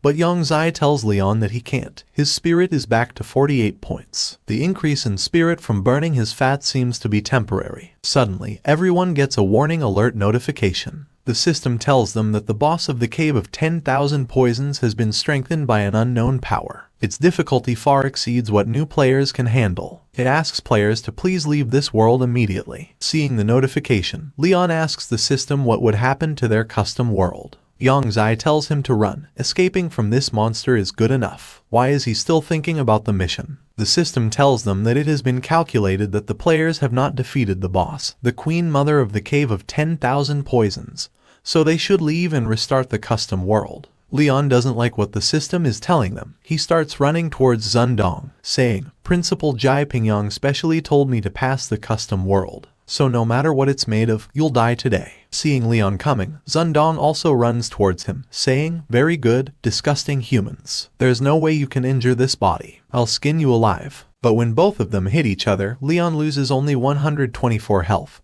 but Zundong loses 196 health. Both of them continue attacking each other, and Zundong continues losing more health than Leon. The reason why Leon is doing more damage is that he has more strength compared to Zundong. Zundong was shocked to see Leon's power, thinking, "What is this brat exactly? Why hasn't he died? He's only level 8, but he might do more damage than me." She starts to wonder which of them is the boss here. She could not understand how much strength Leon has and how does a mage have this much strength. Thinking all this, it suddenly hits Zundong. She tells Leon to wait, asking him if Baizi sent him. Zundong was thinking it must be it. Only Baizi can create a monster like Leon. He was the one who made her, after all. Leon didn't stop attacking her. He raised his staff and shouted, "Baizi, Hi-Z, whatever," and called Leon Kaio. Saying that, Leon swings his staff and hits Zundong with his full power. Zundong loses her remaining 213 health. When Zundong heard that Leon's surname is Kaio, she said, "It can't be, could it be that lord?" But she could not understand that if that's the case, why would he kill her? Zundong died by Leon's last attack. A system notification comes, saying it has been detected that the player Leon has defeated the boss monster through melee attacks. So 15 free stat points have been awarded to him. Leon also gets 75 experience points, and with that, he levels up to level 9. After leveling up successfully, Leon currently has 5 experience points. He now needs 90 experience points to level up again. He also gets 5 free stat points for leveling up. When Zundong dies, a system notification comes, telling that the Cave of 10,000 Poisons anomaly has been resolved. The system congratulates the 5 players on successfully completing the specialized world for mages. Hearing that, everyone takes a sigh of relief that they finally passed. The system starts assessing the players' ranking. After the system's assessment is completed, it announces that player Long Chang is F rank, player Fang Zun is E rank, player Fang Yuan is E rank, player Yang Zai is A rank, and player Leon is S rank. After assessing the ranks, the system starts giving out rewards according to player ratings. The system gives S rank rewards to Leon. He got 100 experience points and 10 free stat points. He also got the A rank talent book door to Acre. Well, after getting 100 experience points, Leon levels up again. For leveling up successfully, he got 5 free stat points. Now Leon needs 100 experience points to level up next. He was happy to see that he is level 10 now. But only after entering the early stage can he say that he is an otherworld player who can go solo. Leon asks the system what's in the soul's core. The system draws, and in it, Wild Spider's Plate, a B rank item, was revealed. Its effect is that it increases the player's health by 800. There are no role restrictions, but it has a level restriction of early stage that is level 11. Seeing that Wild Spider's Plate, Leon thought that this equipment's effect fits his strong contract talent. The other thing he got was the mysterious Rubik's Cube. It's a Rubik's Cube that has been sealed by some power. Leon thought it's just a strange Rubik's Cube. But suddenly a system notification comes, telling Leon that the mysterious Rubik's Cube has recognized and bound to its host. Then the mysterious Rubik's Cube activated. And with that, Leon has obtained the ability to assess the abilities of humans within 10 levels of themselves. But there was another unknown locked ability in it. Leon was surprised to see it, thinking why did this Rubik's Cube bind to him, and why it has a locked ability. Just the one ability is already powerful. While everyone was checking their rewards, suddenly, through a portal, that yellow-haired elf girl comes out, congratulating the 5 players on completing the Cave of 10,000 Poisons. As an extra reward, she increases their spirit by 20%. Hearing this, Yang Zai was too happy, saying, "Brother Leon, this reward is amazing." Leon also laughs with him, saying, "Yeah, it's good." But in reality, Leon was very sad because his spirit is 0, so 20% of that is still 0. This reward is useless to him. After that, it was time to leave this world. But before they could leave, Fang Yuan and her party members come to Leon, thanking him for saving them and carrying them through the specialized world. Leon told them that it's no problem and he will see them around. While leaving, Fang Yuan asks Leon and Yang Zai which universities they are applying to. Yang Zai told her that they have already secured a spot in Jingdu. Hearing that, Fang Yang said she will definitely get in too. With that, all 5 of them left the world.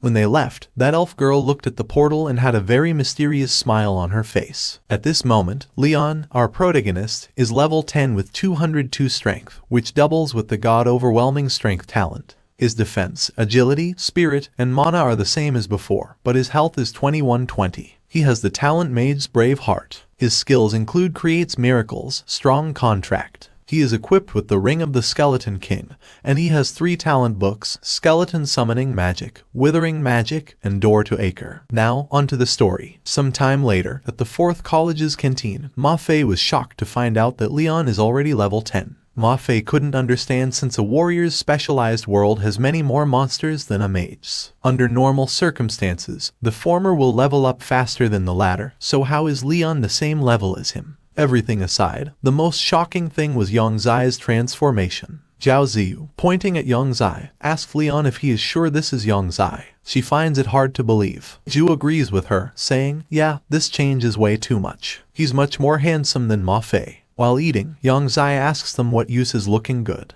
He is going to gain the weight back as soon as he can. If not, he would not feel safe at all the next time he enters the other world. Yang Zai asks everyone if, since they have all secured spots, they are still sitting for the otherworld examination. It was a valid question because in Kaiji, the most important day of the year is the day of the examination. It is a means to select the next generation of talented individuals. Most students who have secured spots at universities will still take part for a common goal, to be the top scorer. That person will not only become famous but be rewarded with an A-rank piece of equipment. Ma Fei swings his sword and states that he is taking part. He must get first place amongst the warriors. He smiles and tells everyone that he has heard his father say that it's different this time around. The top scorer will get an S-rank piece of equipment. Leon didn't say anything there, but he has decided that since it's an S rank, he must be the top scorer this time. While Leon was going home, some people were following him. One man asks another named 7438 if it's really this brat. He's only level 10 at most, so how could he beat them? The other man named 9527 told him that they just have to bring him in for questioning. When Leon went to an alley where no one was, then both of those men came out. When both of them suddenly appeared in front of Leon, his ability to detect character attributes got activated. Leon was surprised. He asked, "May I help you?" Well, both of them were assassins. One with brown hair was early stage level 16, and the other one with blue hair was early stage level 18. The blue-haired man asked him if he is Leon, the mage who killed Zundong of the Cave of 10,000 Poisons. Hearing that, they said they're here because of a world boss. Leon could sense that they might be the Baizi Zundong mentioned. Now he understands that Baizi isn't a person but an organization. Leon got too carried away. He should have questioned her. Leon, with a straight face, lied to them, saying they have got the wrong person. He is Ma Fei. Hearing that, the brown-haired guy got angry at the other guy, saying, "I told him it couldn't be this boy." He said sorry to Leon, admitting they have got the wrong person. Hearing him, the blue-haired guy punched him, asking if he is dumb enough to believe whatever he says. The blue-haired guy told Leon that they will check themselves if he is Ma Fei or Leon. Both of them jumped to attack Leon, but Leon didn't even move or react to their attack. Both of those assassins attacked both of Leon's shoulders. The brown-haired guy was shocked. He said to the other assassin, "Mages are stronger than mages, but he's not even dodging, so he is not lying, he is not Leon." But Leon didn't give them any chance to doubt. He also jumped towards the brown-haired guy and hit him with full force. The brown-haired guy flew away and hit the wall, losing 197 of his health. The blue-haired guy was shocked when he saw that the brown-haired guy was knocked out with one blow. Even he couldn't do that, and Leon acted like nothing happened even after being attacked twice. This made the blue-haired guy think that this defense and this strength are not what a mage could have. He also believes that Leon really isn't the mage they are looking for. With an angry look, Leon asks the blue-haired guy if he is up for round 2. Seeing Leon angry, the blue-haired guy got a little scared. He laughed and told Leon that fighting is the best way to get to know someone. He said that they bear no ill will. They have mistaken him for someone else, and they are very sorry. He told Leon that he is just a cog in the organization, ranked 7438th in terms of strength. He asked Leon to let this matter end here. Hearing that a level 18 assassin is only ranked somewhere in the 7000s in Baizi organization, Leon thought he has to let them report back, or they'll take revenge more harshly. Leon walked away, saying that he hopes that they too can find the Leon they speak of quickly. He asked them to please tell him if there's anything he, Ma Fei, can do to help. The blue-haired guy told Leon that there's no need, they will manage. Well, after that, Leon went home and checked on the internet about the Baizi organization. He found that Baizi is the name of a legendary divine beast with a snow-white coat and a horned head. It's as strong as a lion, and flames run along its 4 limbs. It knows the names, appearances, and how to exorcise all the demons in the world. For that reason, it has been worshipped as the divine beast of exorcising demons and auspiciousness for a long time. Leon gets frustrated, thinking about what kind of organization Baizi is. He can't find anything on them at all. Leon knows that his identity will be exposed sooner or later. He can't keep staying here. There's no way he can take on something as secretive and powerful as Baizi with his current strength. Leon's only choice is to take part in the examination because even an organization like Baizi wouldn't dare to act against an examinee in this period of time. It would be a heinous crime. And Leon will be safe once he gets to Jingdu University because its principal, Jai Pingyang, is the best swordsman in the world and is known as the sword god Pingyang. So if even Jingdu University isn't safe, nowhere will be safe. After thinking all this, Leon then takes out the Rubik's Cube he found in the world he passed before. He is curious to know what this Rubik's Cube that dropped in the Cave of 10,000 Poisons is. He thought, could this be the part that makes the specialized world different from normal ones? Did his parents leave this for him? But he could not understand how they would know that he would pass that world and how could they leave something behind in it. He is curious about the connection between Zundong, Baizi, and his parents. On the other hand, those assassins return to report to their superior. Their superior is a white-haired girl whose face remains uncovered. She asks the assassins if they found out what happened with Zundong's death. The blue-haired assassin tells her that their information was wrong. That person wasn't a mage, and he was very strong. He injured 9527. By 9527, he means the red-haired assassin. Hearing that, the white-haired girl gets angry, calling them useless. She sets aside this matter and orders them to put her death aside for now and organize their actions. Sioux City is what's most important now. Both of them hear her command and proceed with it. Several days later, at the 4th college principal's office, Leon goes to meet him. The principal asks him how he can help him. Leon tells him that it's not a big deal. He just wants him to take a look at this Rubik's Cube. He tells the principal that he found it in a specialized world, and it seems to have been sealed. He asks the principal if there is any way to open it. The principal tells Leon that if it's been sealed, and if he doesn't have the password, they can only use the key to all locks to open it. Leon doesn't know what the key to all locks is. The principal tells him that the key to all locks can open it. He explains that the seal on the cube is not strong, so the key to all locks will be able to remove the seal without damaging the contents. Leon asks the principal where he can find the key to all locks. The principal tells him that the key to all locks can be found in the E-rank world Kingdom of Machines. He tells Leon to be careful because that's an open world and there might be some players trying to sabotage him. Sometimes later, in the Kingdom of Machines human area, at the City of Machines, when Leon arrives first, looking around he thinks, is this the open world, Kingdom of Machines? He remembers the principal telling him that there was once a huge war between humans and machines here because the latter gained sentience. In the end, the two signed a peace treaty, and the area they lived in became known as the Kingdom of Machines. Looking at humans around him, Leon understands that this must be the human area, the City of Machines. He starts walking towards the main city as his principal said before that to get the key to all locks, he has to get a hidden mission from the city's landlord Hua Jun.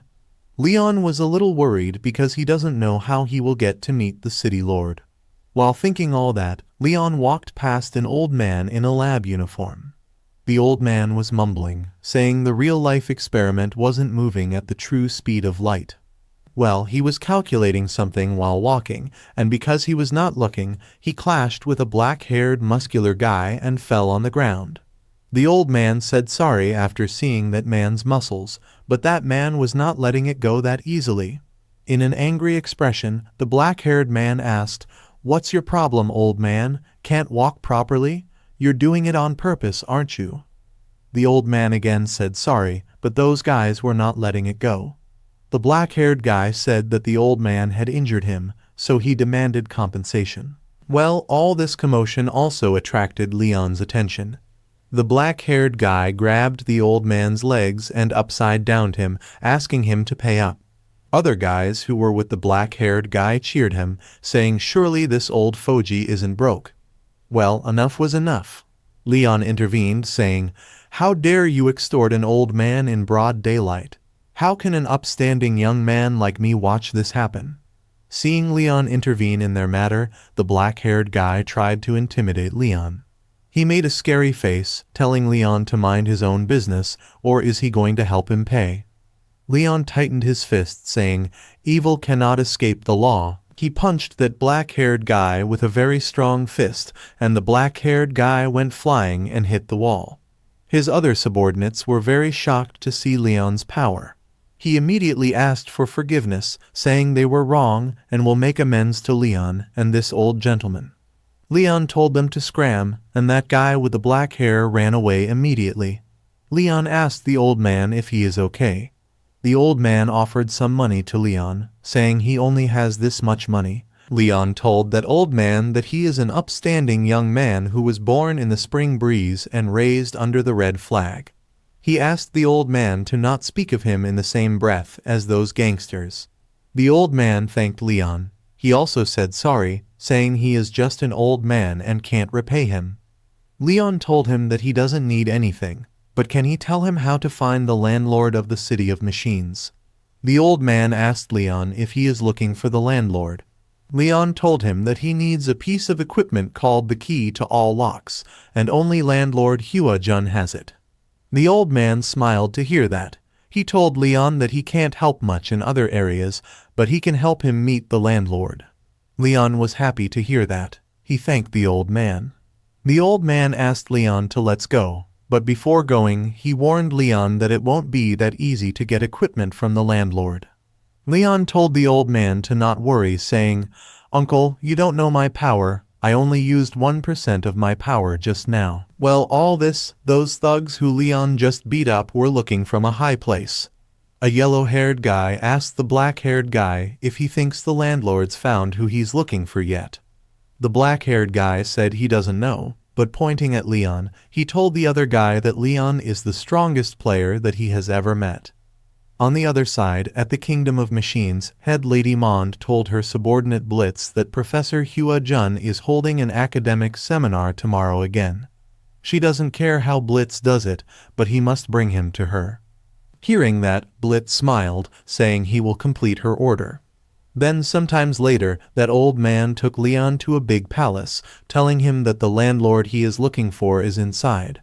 Looking at the mansion, Leon got confused, thinking, is this landlord Hua Jun's mansion? How can that old man move freely through here? Leon thought of asking the old man, but when he turned around, the old man had already disappeared. Well, Leon didn't think much of it, saying he would find the landlord and get the key to all locks first. But when he opened the mansion's big door, he saw some people standing right in front of him as if they were waiting for Leon. Looking closely, Leon recognized them. The old man who showed Leon the way to the mansion, and those two thugs whom Leon beat up before were there. The old man stood up and told Leon that he is the landlord of the City of Machines, and these two are his strongest bodyguards in the city. Leon was surprised to hear it, asking the landlord why did they attack him then. The landlord explained to Leon why he would put on such a show. He told Leon that he wanted to find someone strong enough, someone far stronger than his bodyguards, and that person is Leon. He asked Leon if he didn't want the key to all locks, so as long as Leon helps him with something, he will give it to Leon. Suddenly, a system notification comes saying a hidden mission has been issued. The landlord told Leon he will hold an academic seminar tomorrow to publicize his research on machines and organic life, and the robots in the kingdom that want to steal his research won't let this chance slip by. Leon said he got it. The landlord wants Leon to protect him. The landlord said no. He corrected that he wants Leon to defeat the Queen of the Kingdom of Machines and destroy her mechanical heart. A system notification comes telling Leon about his mission. Leon's mission is to defeat Mond, the Queen of the Kingdom of Machines, and destroy the mechanical heart Marta to obtain the key to all locks. Seeing it, Leon smiles and with confidence said that if they're just some robots, then it's no problem. Leon accepts the mission. Then the next day at the hall where the academic seminar is being held, the landlord starts his speech saying, "Everyone, we live in a society where technology is rapidly advancing. Mother Nature provides for humans, and humans uncover her secrets. Up until now, the complexity of computers and man-made systems has been comparable to that of true life. Just how much of true life can be digitalized? AI was created to unravel this mystery, but we wouldn't consider an AI that's passed the Turing test to be a new life. Similarly, those robots in the kingdom of robots might be sentient, but they cannot procreate in the traditional sense." The landlord asks everyone if a robot truly can grow. Well, all this talk was about science or technology, and Leon doesn't understand a thing. He was getting bored thinking, why aren't those robots here yet? But suddenly, he saw something coming towards the hall through the sky. By breaking the roof glass, that thing comes in the hall with a solid impact. The one who came was the robot Blitz. He laughs and said, "Flesh and blood is weak, but machinery is eternal." Professor Hua Jun cast aside that pathetic human shell and embraced machinery instead. Seeing a robot, the public panicked and ran away from the hall. Security surrounded Blitz. The landlord's yellow-haired bodyguard told Blitz to scram from there, saying this isn't a place for the likes of him. But Blitz was not there to stop. He disappeared suddenly from his place and appeared right before that yellow-haired bodyguard and punched him with a strong fist. The yellow-haired bodyguard goes flying, and before other bodyguards could do anything, Blitz, using the same speed, started attacking everyone. Blitz stood on top of the bodyguard and was laughing at them. Seeing it, Leon got angry because that was a very disrespectful sight. But before Leon could get into the fight, the landlord stopped him, telling him that they are here for him, and this time he will go to the kingdom of machines with them. He was betting everything on Leon. On the other hand, Blitz continued attacking the landlord's bodyguards. He was laughing, asking if they are seeing this. This is the power of the machine. He has the strongest physique. Suddenly, Lady Monde appeared there through the roof. Seeing her, Lin and the landlord were surprised. She asked the landlord to come with her. The landlord asked her to tell her people to stop, and he will. Lady Monde tied the landlord with her mechanical chains, telling him that if he was this obedient earlier, things would have been easier. After talking, the landlord, Lady Monde turned to return. She called Blitz to return too. Blitz told Lady Monde to take that landlord and leave first. He will play for a bit. Hearing that, Lady Monde returned. After she left, Leon called Robot Blitz, who was beating the landlord's bodyguards. Leon mocked Blitz, asking if he is the one bragging that he has the strongest physique. Seeing Leon, Blitz laughs, saying, "You ants don't get it at all, the beauty and power of mechanical transformation." Leon interrupts him, asking if he is done talking. Then he will attack first. Blitz asks Leon if he doesn't want to join the glorious mechanic evolution, don't he want to have the most perfect and strong body? Leon doesn't even give a thought and punches Blitz in the stomach, dealing 306 damage. Blitz was a level 11 NPC with 500 health, and he lost 306 in one punch from Leon. Blitz even had mechanization and penetrating cannon skills, but he didn't get any chance to use them. Leon said sorry to Blitz for rejecting his offer, saying he already has a perfect and strong body. With a single punch, Leon made a hole in Blitz's body. Blitz was too shocked, saying it's impossible, how can a mere human be able to punch through his biochemical physique? Blitz falls on the ground. He asks Leon how on earth did he do it. Leon told him that he simply raised his hand and punched him, that's all. Blitz shouted, asking how can a mortal physique be as strong as a mechanical one. Leon told Blitz that actually he possesses the ancient holy physique of the human race, saying that Leon kicked Blitz on the ground and stood on top of him. Blitz didn't understand what's happening, asking Leon what he is doing. Leon punches him again, dealing 102 damage, telling him to stop talking nonsense. Leon told him that if he doesn't want Leon to tear him apart into a pile of scrap metal, then quickly scram towards his kingdom of machines. Well, Blitz doesn't have a choice, so he gives Leon a ride back to the kingdom of machines. Leon now knows that the landlord let himself get caught on purpose. He wanted to guide Leon to the kingdom of machines to destroy the mechanical heart. He said, "Landlord, don't worry, I will definitely complete this mission." Well, on the other hand, Blitz was very scared, knowing that Leon has terrifying power. He didn't understand why did Leon simply let the professor be taken away. He also had an ancient holy physique, that's very bad. Blitz thought he must report this to Lady Monde. Using transmission, he informs the kingdom of mechanical of Leon's arrival. While on the side, Leon, while riding on Blitz's back, was going towards the kingdom of mechanical.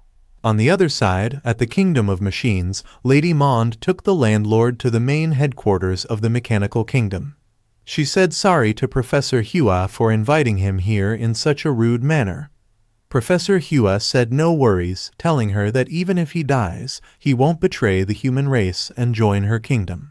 Lady Monde told Professor Hua to please not be so stubborn and take a look first.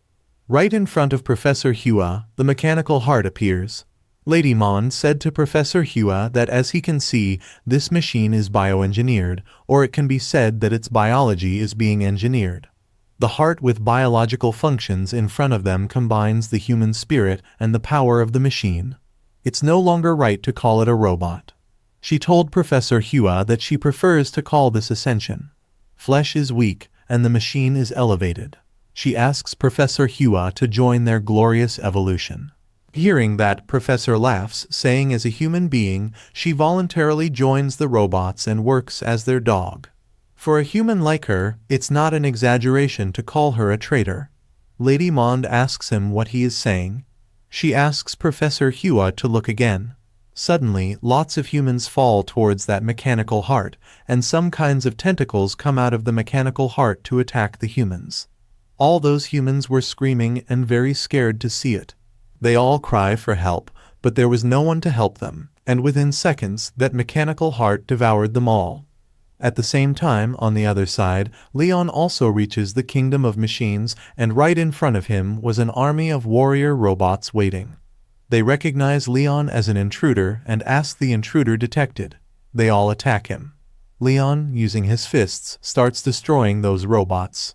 A system notification comes saying it has been detected. Player Leon has defeated a low-level robot via melee attacks. As a reward, 1 free stat point and 3 experience points were given. For killing every robot, Leon gets 1 free stat point and 3 experience points. Leon was happy because he didn't expect killing robots would also give free stat points. In just a few minutes, Leon clears all the robots. After taking down all the warrior robots, Leon left for the headquarters.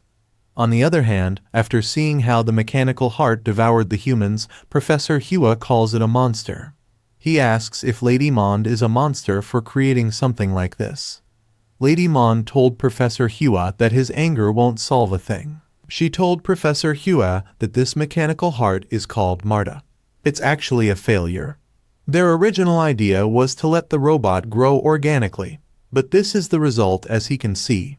She explains that they accidentally created this life-devouring monster, and its appetite keeps getting bigger.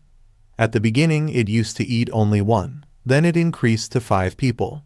Now even she doesn't know its limit. So they wanted to ask Professor Hua to come here to solve Marta's problem. She told him that of course he can also choose to turn a blind eye to this. But the price will be the fresh humans that die every day to Marta's mouth. Now after seeing all this, Professor Hua can count on only Leon to get rid of it. Suddenly, Landmon's underling comes running, saying it's bad news. He told Lady Mond that a human who possesses the ancient holy physique has infiltrated the kingdom. Well, after hearing that, Lady Mond was calm, asking that robot if that human is the ancient holy physique mentioned by Blitz's earlier message. But before anything happens, suddenly an axe comes flying from the other side of the door, and by tearing apart that metal door, Leon comes in the headquarters. Looking at him right now, you can say Leon is the main villain of this story. The landlord was happy to see that Leon had finally arrived there. Seeing Leon, Mond was also surprised, thinking, is this man the human with the ancient holy physique that Blitz was referring to?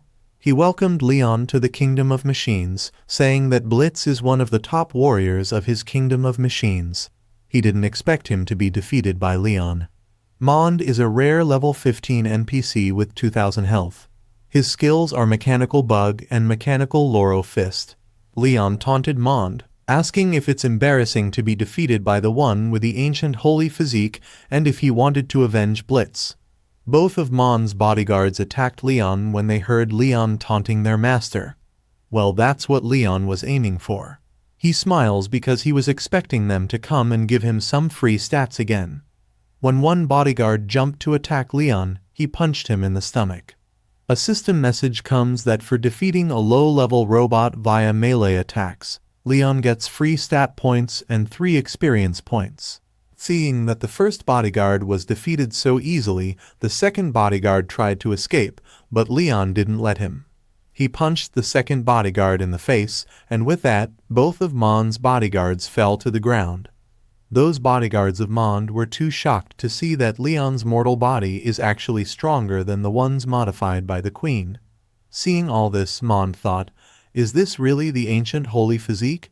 Was what Blitz said actually true? Mond thought that if he can persuade Leon to join their side and undergo mechanical changes, no one can imagine what kind of monster would be born. Mond was imagining that Leon would become the strongest warrior in the world after undergoing mechanical changes. After defeating the bodyguards, Leon goes to check on the landlord if he is fine. The landlord told Leon that he is fine, pointing at the mechanical heart. He asked Leon to look at that. Leon was surprised, asking the landlord if it's the thing he was talking about before. The landlord told him that it's the mechanical heart Marta. Mechanical Heart Marta is also a monster of this world. It's a level 15 monster with 2000 health, and it seems to be going through a change. When Leon saw blood on the floor below the mechanical heart, he asked the landlord about it. The landlord told him that they are using humans to feed the machine. Hearing that, Leon got angry. He told the landlord that even without the landlord's commission, he would have still destroyed this mechanical heart. The landlord, seeing Leon's determination, decided to leave this matter to Leon. After realizing Leon's power, Mond, at all costs, wanted to win over the ancient holy physique. Mond asked Leon, the owner of the ancient holy physique of the human race, to abandon his weak body and join the glorious evolution.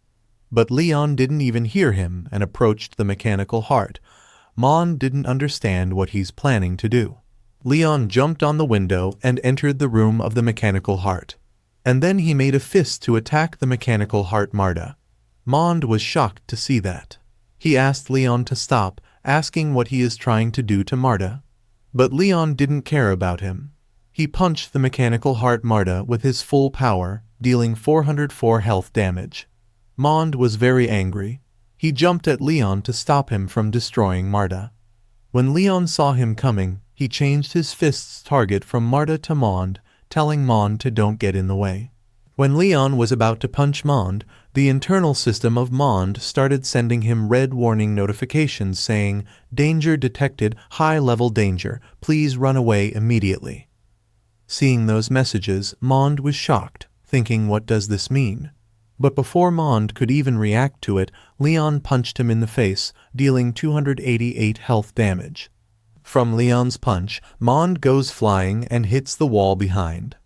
Mond's face armor got destroyed by Leon's one punch, leaving Mond with 1712 health stats. Mond, instead of being angry, was amazed by Leon's amazing strength. He decided that he must keep Leon in the kingdom of machines no matter what. Then Leon approached the mechanical heart Marta. He started continuously punching Marta, dealing 404 health damage with every punch. Then before the last hit, Leon shouted, "You wicked thing, break for me," and then he punched Marta with his full strength. There was a huge explosion. Marta's body exploded. Small body pieces fall on the ground, and a system notification comes that for successfully eliminating the mechanical heart Marta, 100 experience points were given as a reward. As Leon defeated the mechanical heart Marta via melee attacks, he additionally gets 3 free stat points. After Marta was destroyed with an explosion, human blood rains from it. Seeing that Leon actually destroyed Marta, Leon was too angry. He jumped to attack Mond, asking if he knows how much hope Marta held for the robots. It was unbelievable for Leon, who saw that much blood coming out of Marta. He asked Mond how many humans he fed it with. Leon looked at Mond with angry eyes, saying, "Mond, you are obviously human, but you call yourself a robot. You don't worry about Marta, it's your turn next." Mond got scared seeing Leon that angry. He asked Leon to wait and listen to him. Mond told Leon that although with the ancient holy physique of the human race, Leon is very powerful, compared to Her Majesty the Queen, Leon's power is nothing. He told Leon that even if he destroyed Marta, Her Majesty the Queen wouldn't blame him for it. Instead, Leon would get a chance to redeem himself. Mond told Leon that as long as he follows Mond to meet Her Majesty the Queen and joins them, she can forgive Leon's sins. Hearing about Her Majesty the Queen, Leon gets confused, thinking, isn't Mond the leader of the kingdom of machines? Suddenly, the landlord from behind calls Leon, telling him not to be fooled by Mond. Leon told the landlord not to worry, saying he is not interested in that mechanical evolution. Leon only trusts his own body. Well, Mond doesn't mind whatever Leon says because he was confident that after Leon sees the power of the Queen, he will change his mind. Leon asks Mond to let's go and meet his mechanical queen. Mond asks Leon to follow him. Then Mond leads the way and Leon follows him. While going ahead, Mond smiles as he releases a very small mechanical bug from his hand. That mechanical bug goes behind Leon and sits on his neck. Mechanical bugs are able to infect humans and gradually transform them into machines. Because of its small body, Leon didn't detect the danger approaching him. Mond was happy, thinking that if he is able to infect Leon's ancient holy physique with the parasite, Her Majesty the Queen will definitely reward him. The mechanical bug's eyes glow red as it was about to stab its parasite needle into Leon's neck. But before it could do that, Leon cursed the mechanical bug with a slap on his neck. Leon realized that it was a mechanical bug of Mond because he already saw that Mond has a mechanical bug controller skill. Leon jumped to attack corrupt Mond. Mond gets surprised by Leon's sudden attack. Before Mond could even react or defend himself, Leon punched him in the stomach, dealing 240 health damage. Mond was pushed back, but he absorbed the force of Leon's punch and stood still. Seeing that Mond didn't take that much damage, Leon understood that this is the power of level 15 NPC. He's tough to deal with. Mond was angry, asking Leon if he is crazy, doesn't he want to see Her Majesty the Queen? Leon was mad, but at the same time, he was happy that Mond attacked him at last. Leon asks Mond that if he is correct, the Queen Mond mentioned is nearby, right? If that's the case, then Leon doesn't need Mond to lead the way. Hearing that, Mond smiles, saying, "Ancient holy physique, if you refuse a toast, you will be forced to drink a forfeit." Mond told Leon that if he has to break Leon's limbs and get him to Her Majesty the Queen, it would still be the same. Suddenly, a yellow sand starts to cover Mond's body. Mond got bigger and his body involved. He jumped to attack Leon, saying Her Majesty the Queen will create a new mechanical body for Leon. Mond attacked Leon with his mechanical fist. Leon punched Mond with his normal fist. Both of their fists collided, making it a critical hit, but the one who received the damage was Mond. Mond lost 233 health damage. Leon smiled, saying, "Haven't you had enough yet, little brother?" Mond was shocked to see that even with his mechanical fist, he is still losing. Mond thought, "Is this the power of the ancient holy physique?" Mond's full-on attack was easily absorbed. Leon grabbed Mond's mechanical hand, saying, "A pile of scrap metal doesn't need to eat." He again punched Mond in the stomach, dealing 240 health damage. Mond's body was falling apart because of Leon's strong attacks. He asked Leon to stop and let go of him. Mond was very frustrated because after Leon grabbed him, he couldn't move. Then Leon raised his head and gave a head slam to Mond, dealing 260 health damage. Mond went flying and hit the wall behind. Now Mond was free from Leon and was able to move. Another face armor appeared on Mond's face. As Mond has only 432 points of health remaining, he again transformed into his strong form. Mond admits, saying he underestimated the ancient holy physique of the human race, but this time he will show Leon enough respect. This was Mond's strongest transformation. Now he becomes the mechanical lord. Seeing him, Leon was disgusted, thinking, "Is this Mond's true form?" Leon said, "Even if I were to be killed, I wouldn't choose to turn into a machine." Mond laughed loudly and jumped to attack Leon with his mechanical lord fist. Leon understands that it's time to get more serious. He jumps and attacks Mond using an ordinary fist. When both of them collide, there is a huge explosion. It's a critical hit on Mond, who loses all 432 health and dies. Mond's whole body gets destroyed. A system notification comes, saying that for defeating NPC Mond via melee attacks, 15 free stat points have been awarded. Leon also gets 75 experience points, and with that, Leon successfully levels up. 10 free stats are rewarded to him again. Another system notification comes, congratulating Leon for becoming an early-stage mage. Leon is surprised that he became an early-stage mage. Currently, Leon is a level 11 Necromancer with 270 strength. The effect of God Overwhelming Strength doubles Leon's strength. His other stats are the same. His spirit is still 0. Leon still has talents Mage as Brave Heart, Muscle creates miracles, and Strong Contract as his rank skills. He has the Ring of the Skeleton King as equipment, and he has talent books of Skeleton Summoning Magic, Withering Magic, and Door to Acre. As Leon has killed Mechanical Heart Marta and Mond, the leader of the Mechanical Kingdom, A system notification comes, congratulating Leon for completing the hidden mission. Leon obtained the key to all locks. Leon is happy because the mission of the City Lord is finally completed, and he got the key to all the locks. Now it is time for Leon to meet the Queen of Machines. Leon laughs, thinking maybe she will give him some high-quality equipment. But when Leon tries to go inside, he gets stopped by a locked door. There is a passcode on the door. Leon tries every passcode he can think of, but they are all the wrong code. Leon is getting angry, saying, "Why is there a code? If I had known earlier, I wouldn't have killed Mond." Now Leon doesn't know where he could find someone to ask for the code.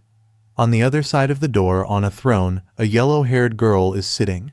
That girl is surprised to find that there is a human. She knows that according to previous runs, humans can complete the mission by killing Mond, so why would they come to her place? Suddenly, Leon comes into the room by destroying the door with his fist. He smiles, saying, "The old method still works." When Leon sees a human girl in the room, he is surprised. Leon thinks, are there humans imprisoned here by Mond, or maybe she is the one? Leon approaches the little girl, saying, "Hello, little sister, why are you here?" That yellow-haired girl is surprised to see Leon. She feels that this human is different. It is very strange. Leon calls her little sister, asking if she can speak. He asks her for her name. The yellow-haired girl replies that she is the queen of the kingdom of machines. Leon is surprised when she says she's the queen of the kingdom of machines. The yellow-haired cute little girl right in front of Leon is a level 48 epic NPC queen of machines. Her health is 100,000, and her strength, defense, and agility stats are unknown. She has mechanical puppet, killing ray, and death storm skills.